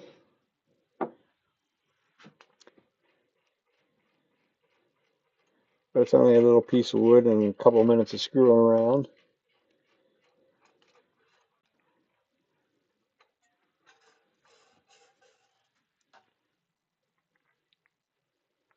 So we'll just do it, redo that.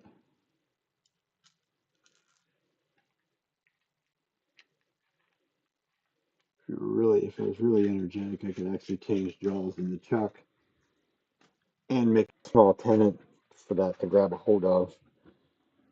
But like I say, you have to be more energetic to do that. I'm not that energetic tonight.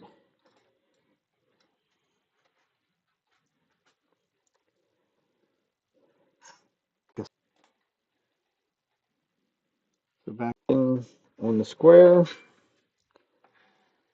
live center back into our trusty little hole that we know is the wrong size.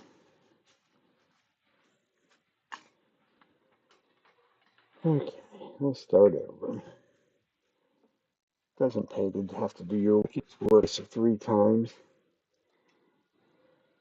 Especially each time you screw around with that, especially putting it in the chuck on the square, is getting it round again.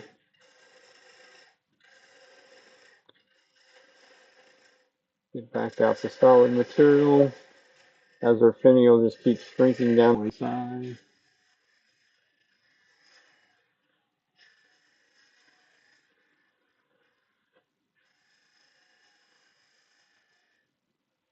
Which is okay. It was going to be way too long to start with.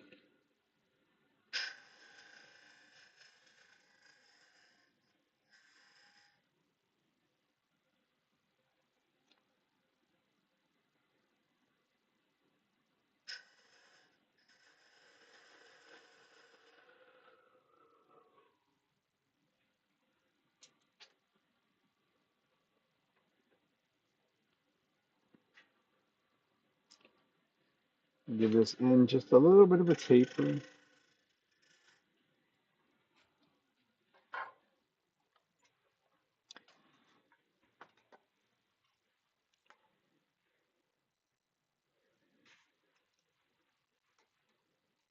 Okay, so there's where it's going to fit.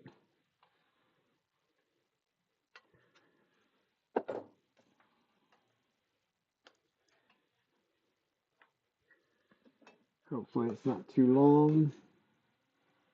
Not the end of the world if it is. Just undercut it right off the bat.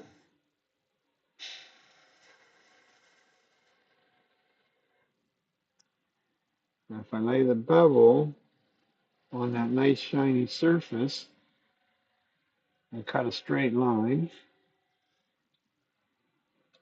that should be right. Maybe. Maybe not. Still a little on the snug side. Is it too long? Is it too long? It's just a shade too long. A little too snug. But we can always remove some more material. It's also not undercut far enough.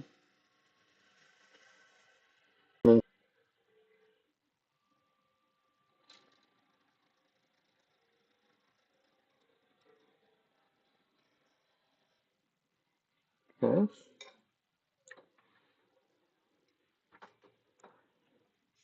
Too much playing around to do something that simple. Okay. That's what I was looking for.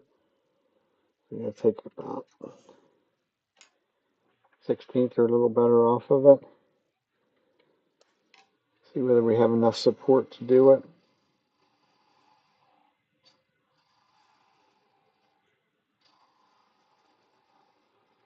Just give it some little glue keyholes. Not that it really needs them, but it can have them, so why not?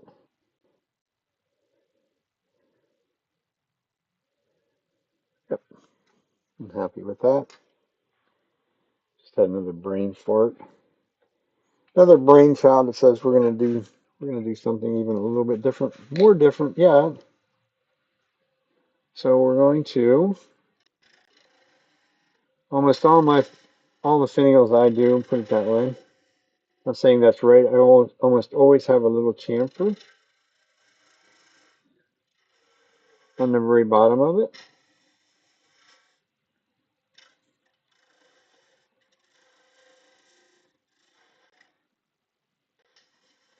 So we'll just start that cove a little bit.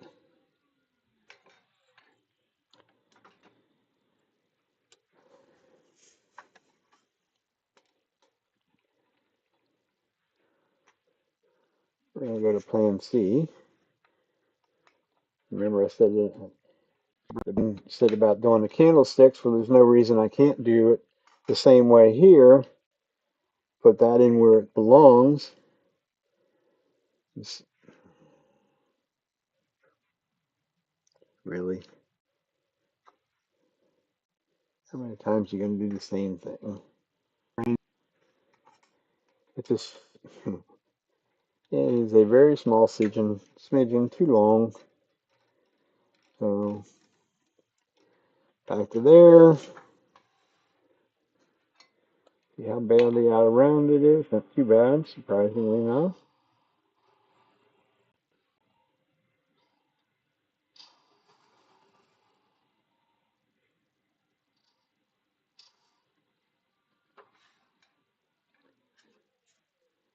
thought it felt like it went the whole way on earlier.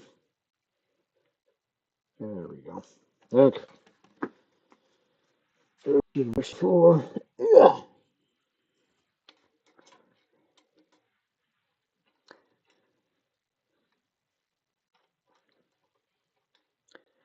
Go back into our recess of the lid.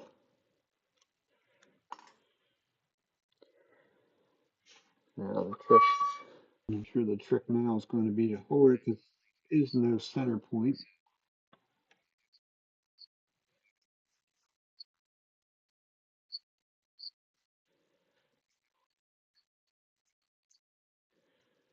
Well, you're right. And I am not exactly sure what I did.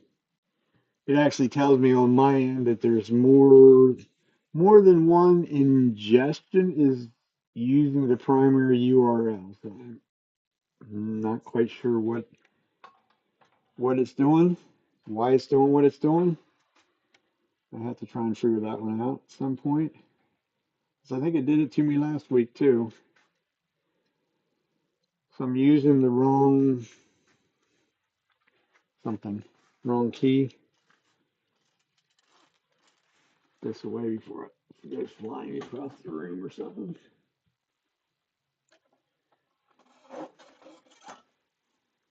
That also tells you that there's really nobody watching it because it's not being broadcast on the shorts feed. At least I don't think it is. Put it that way.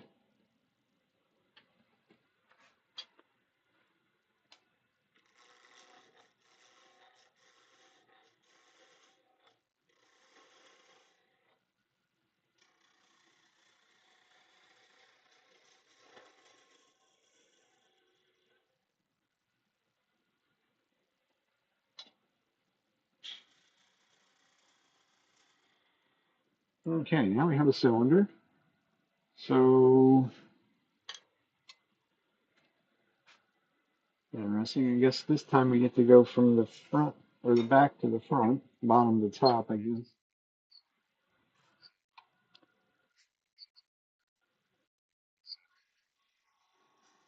It's not on. It shouldn't be on both. I'll put it that way.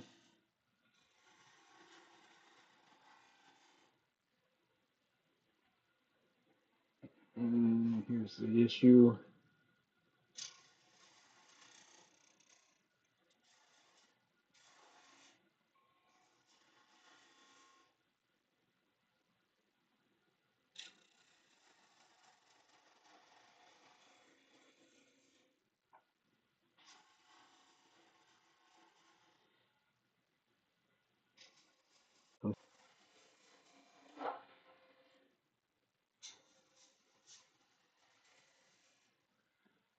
So there would be the bottom of the onion shape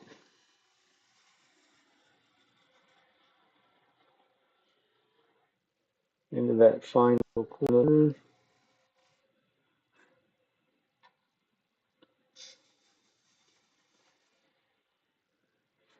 Okay. So these don't need to be real long.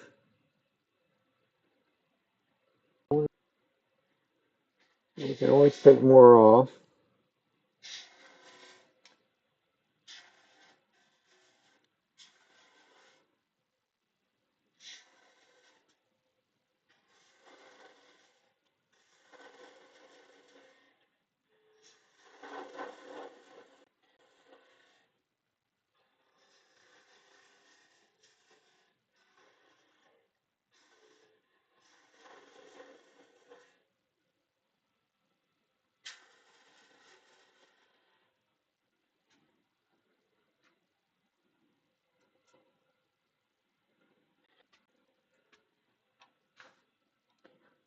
This would actually be another place that I really should be using the skew.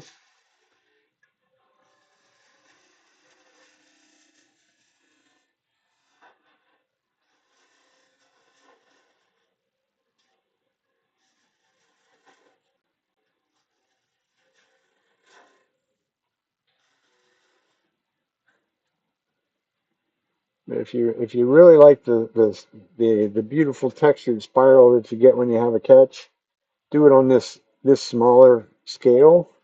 It's even better yet.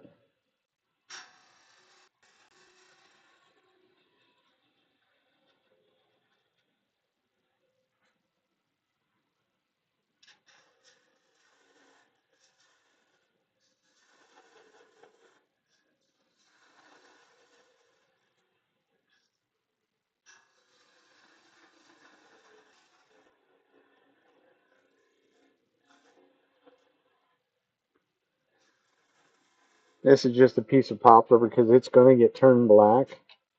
So there's no real point in using anything spectacular with it.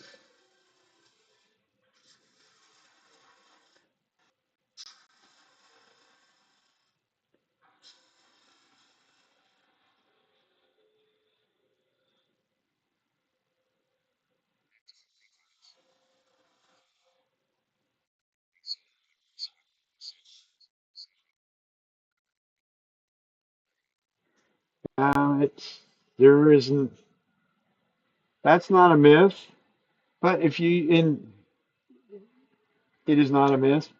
I mean, literally, I wouldn't. For me, it's not no sanding, but it's certainly on something that I can use the skew on and use it well or use it properly. I mean, that's easily start at 220, if not 320, and you will not spend any time at all sanding. But that being said, if you're using a spindle, like in this, the spindle work, if you're using the spindle gouge right, as long as you can get a nice, clean, flowing cut on your final cut,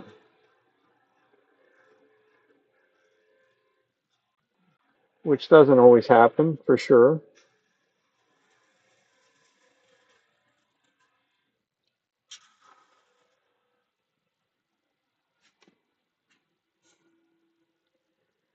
This might actually be a good way of doing these because now I have a visual reference as to what the lid is to the base.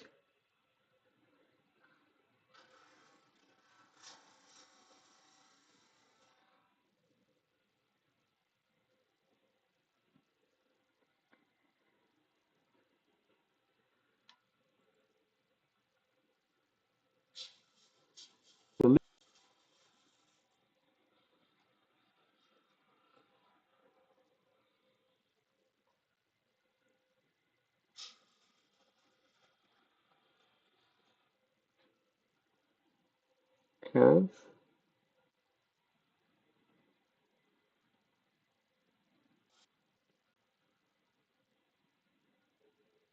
it's gonna work.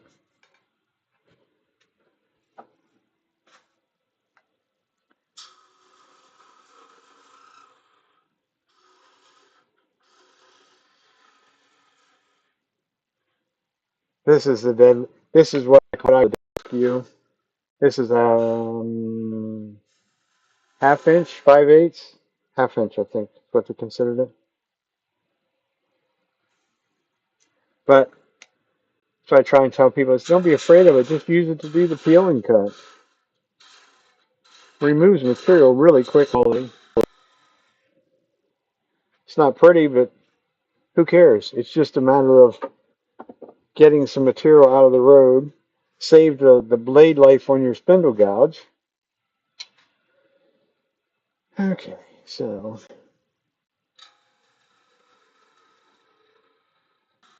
cove down into there.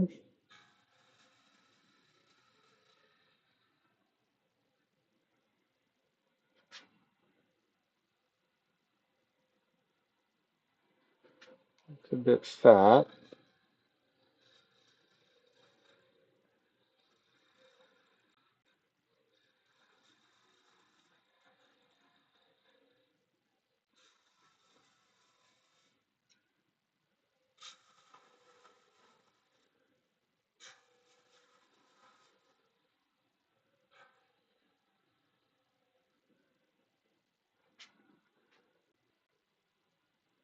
Mm,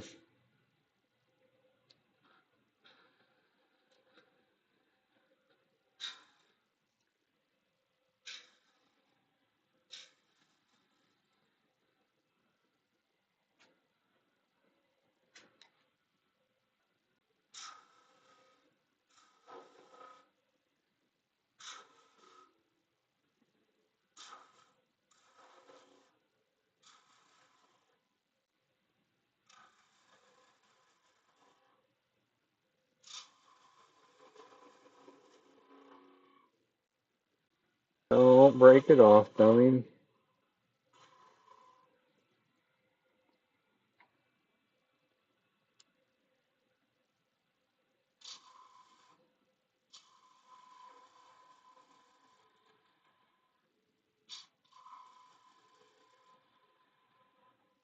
I'm trying hard to.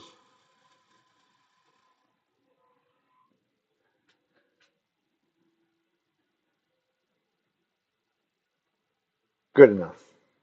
Quit while you're ahead. Haven't done much else right, so quit while you're ahead. Now we'll just sand a little bit. And your question, you're saying about Colin said about sanding it, a higher grit. I'm not going to go to 320, but we'll start at 220. Lower the speed down a bit.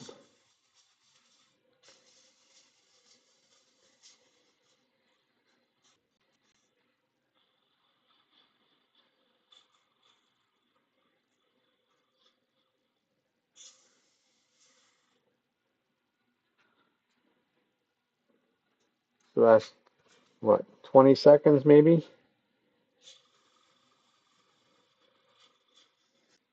Just to erase the little bit of bumps that was there. That was at 220. This is 320. 320. Now we're going to have to try and get in here and sand this little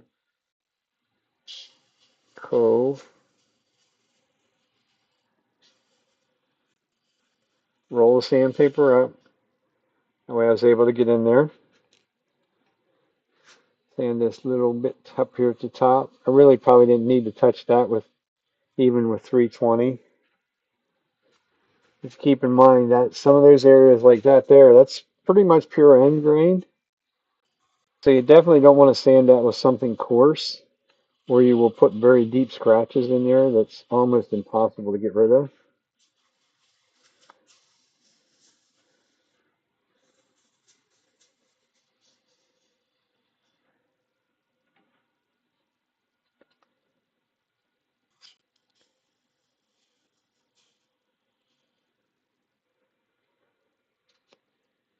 You get in there and then I hit everything but what I want to sand.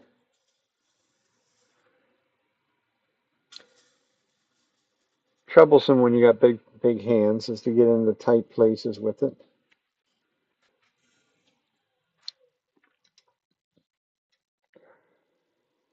That's certainly not the prettiest one that I've ever made, but it's going to work. That would be kind of a downfall of doing it that way. If this would have been a piece of wood that I could have finished and glued that in there, that would actually make that pretty easy.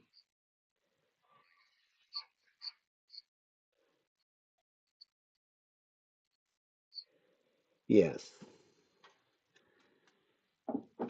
I can understand that. If you're going to do end grain cutting boards, it's very advantageous to have one of the drum sanders.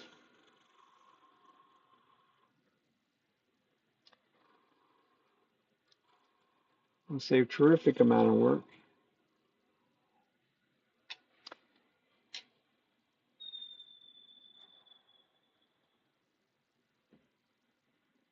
You gonna cooperate and stay in there? I doubt it.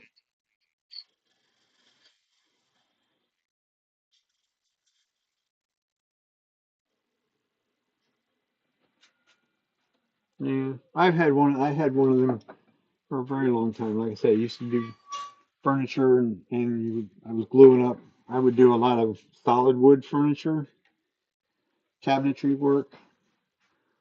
So you're gluing up a bunch of panels and that kind of stuff, and it paid for itself doing that.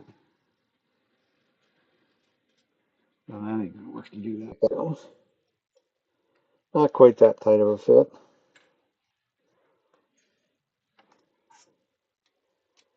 But since I spend some time over at Woodcraft, um, I learned something from the one guy over there, and they sell it at Woodcraft. That's one of the sort of the main key feature of it would be. Yeah, see now that Harley doesn't want to go in that hole, so I want to leave it out a little bit. But they make up, and this is something that actually is done in the store. They make up the Velcro strips to take your drum sander, which mine does not have Velcro on it.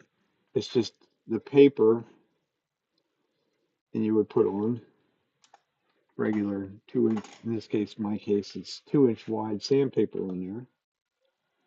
That's not very true, but it doesn't matter. It will sand off of there just as easy, I think. No,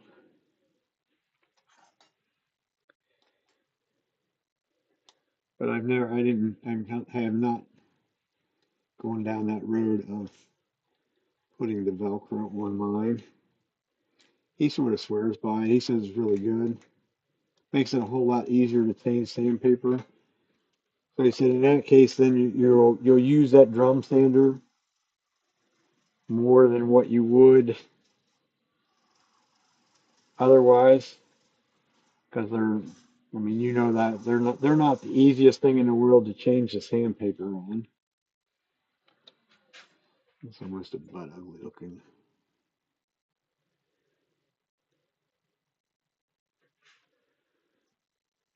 I just, I haven't, I haven't gone down that path.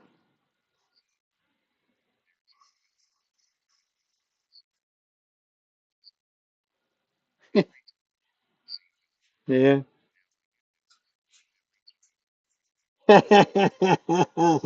Oh yeah.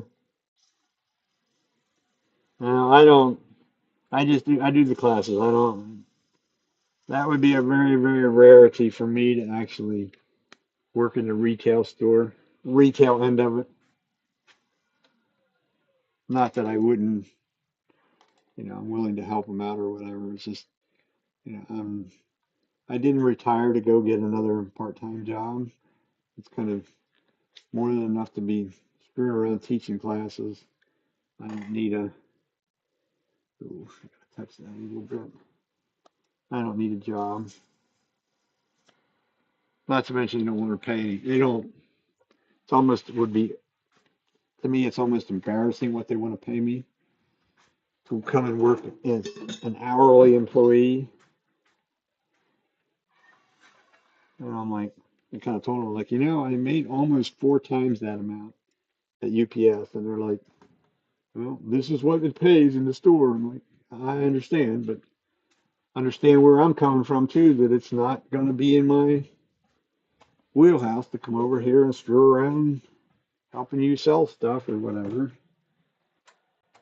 And, if I'm here and somebody comes in there with a turning related question or whatever, I said I'm more than willing to answer that or help them with it, which I've done.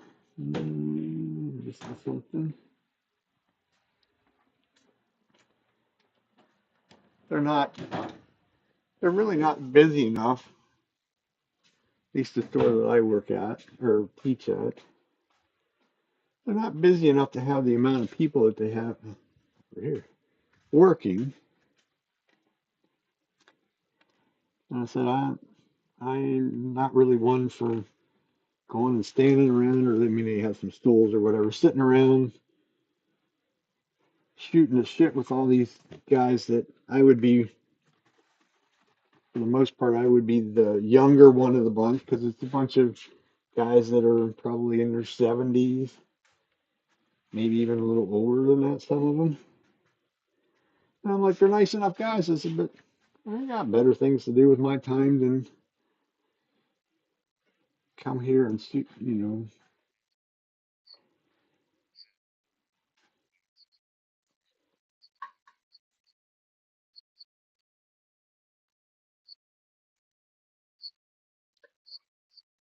Oh, where are you at? What state are you in? You're saying Doug Miller. I couldn't tell you where he's from either, although I should be able to. But I know the name.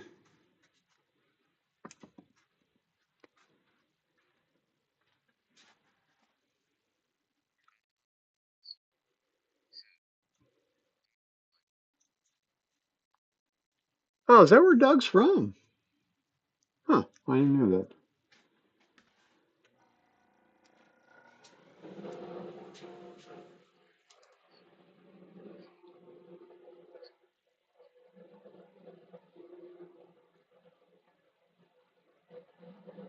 Oh,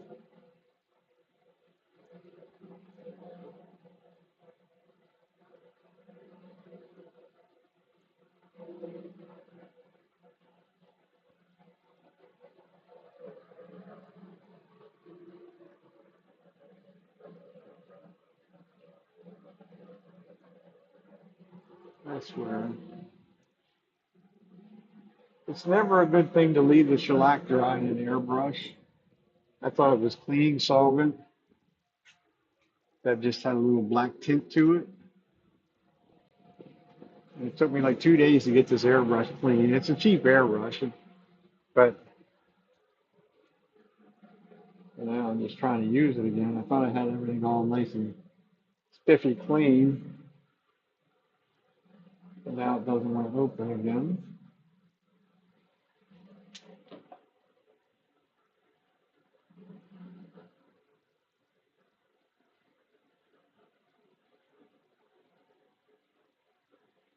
Well, that never works.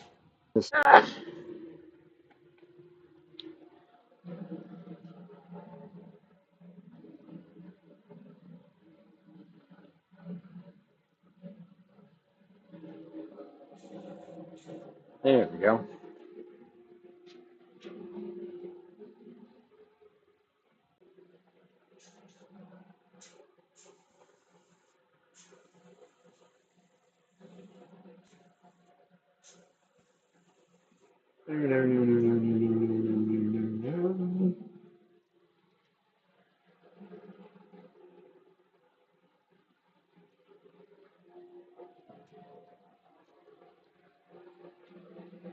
Put too much on.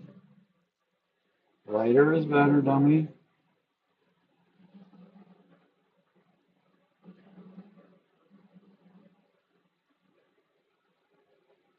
See why I have gloves on? I have black fingers instantly.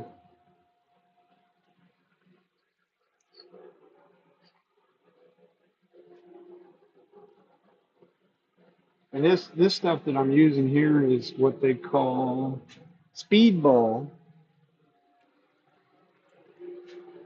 It's an India ink, and it's actually water based. Never, according to what I found out after the fact, really never goes bad. Um, it's quite old, actually. It's another one of them deals I had to order online. Came from Dick Blick's, I think, art supply place, and it was you could buy the I don't know what it was, 6 ounce size or something like that, or 8 ounce size, or you could buy the big one for literally a dollar, couple dollars more. And my wife's like, "Well, you just buy the bigger one and be done with it," which is what I did. And it is super black. There is no ifs, ands, or but about it. It's you don't get much blacker than that. It's way blacker than the black dyes. But I think I actually did the same thing again, where it looks like I got too much on. Looks like it wants to run. We'll just let it spin for a minute and see whether it wants to soak more of it in. You know, it's another one you definitely don't want to get that on your fingers. It doesn't come off very well.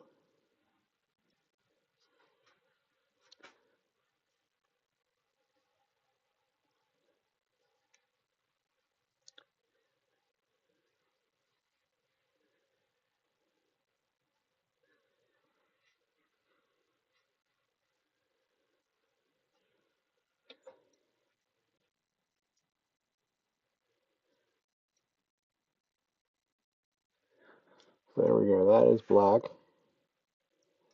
That's probably where we're going to end tonight, just by virtue of it is water based, so dry. And come tomorrow or some other day this week. If it's not what I want, because since it's water based, it's probably going to raise the grain somewhat, so I might have to actually sand a little bit on it. From there, if it's not truly black that I want, then it will get some black shellac on it, and that will do the same thing. I could have done that right from the start. Would have been go right straight to the black shellac. Probably in some ways would be easier than doing a two-step process and to do it this way.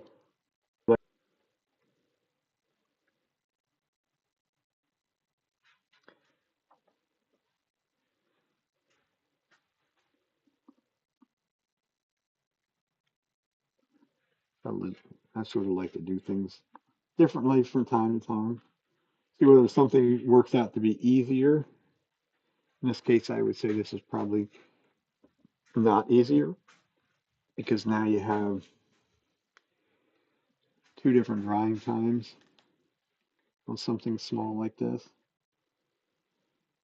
Good thing about this stuff, it is water based.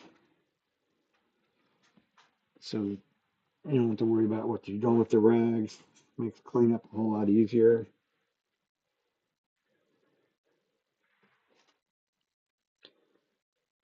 So a little bit of water and away it goes.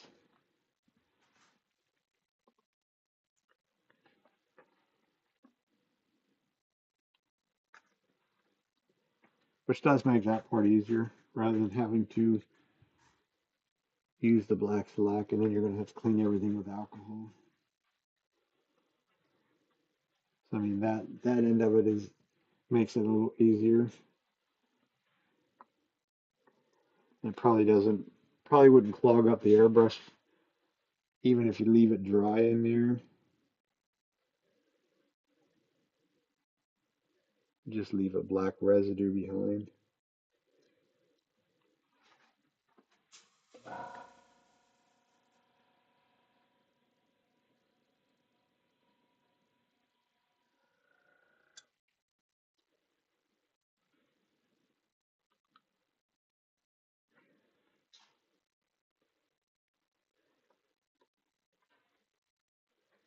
So that should be easy, good enough.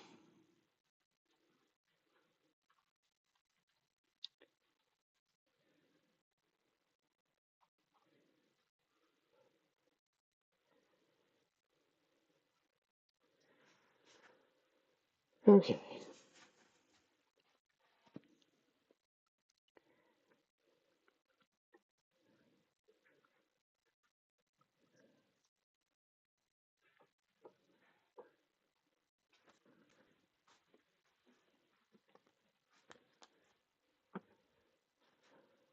So I think that's where we're gonna say we're gonna be done. Yeah, that's gonna have to.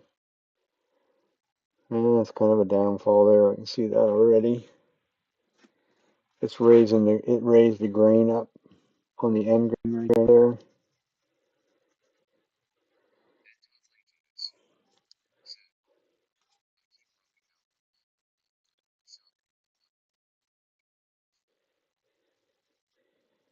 Oh, I don't. That's however you pronounce it, Isorpal or whatever. Rubbing alcohol. What I use for cleaning any of this stuff is actually denatured alcohol. I go right for the potent stuff right off the bat.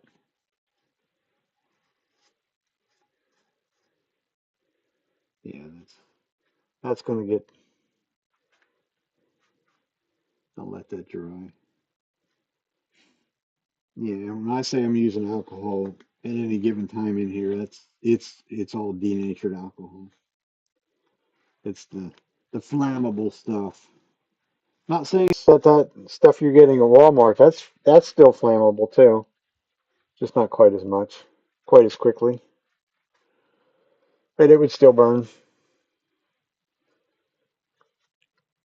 But you know,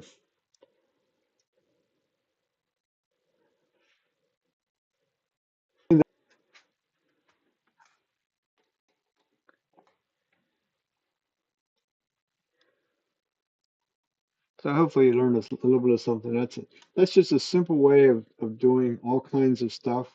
Um, come closer to fall when I start to do some Christmas ornaments, like the cap for a Christmas ornament, and I've drilled like a 1 inch hole in the base or something like that. I'll take one of these blocks again and drill a 1 inch hole in there, split it, put a saw cut in it after the fact, and then you can literally just put that on there and squeeze it. You can actually, especially with the bigger ones like that, you can actually turn like that. This one here probably would have let me turn that way too. It's enough gripping force that you have to be a little bit gentle with it, but it will hold. And it's very simple because it's something you have sitting around anyhow. So once it's polished up, refined up, I can never remember where to go with it. So that's what it'll look like. I mean, this will get a buffing, and this will get that will actually get lacquered on the top.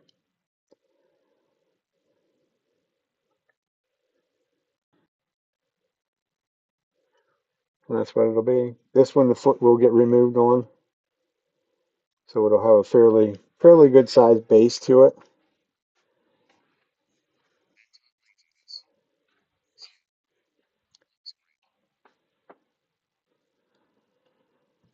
So that's going to be it for today. Just trying to figure out why in the world this thing wants to be doing what it's doing streaming wise.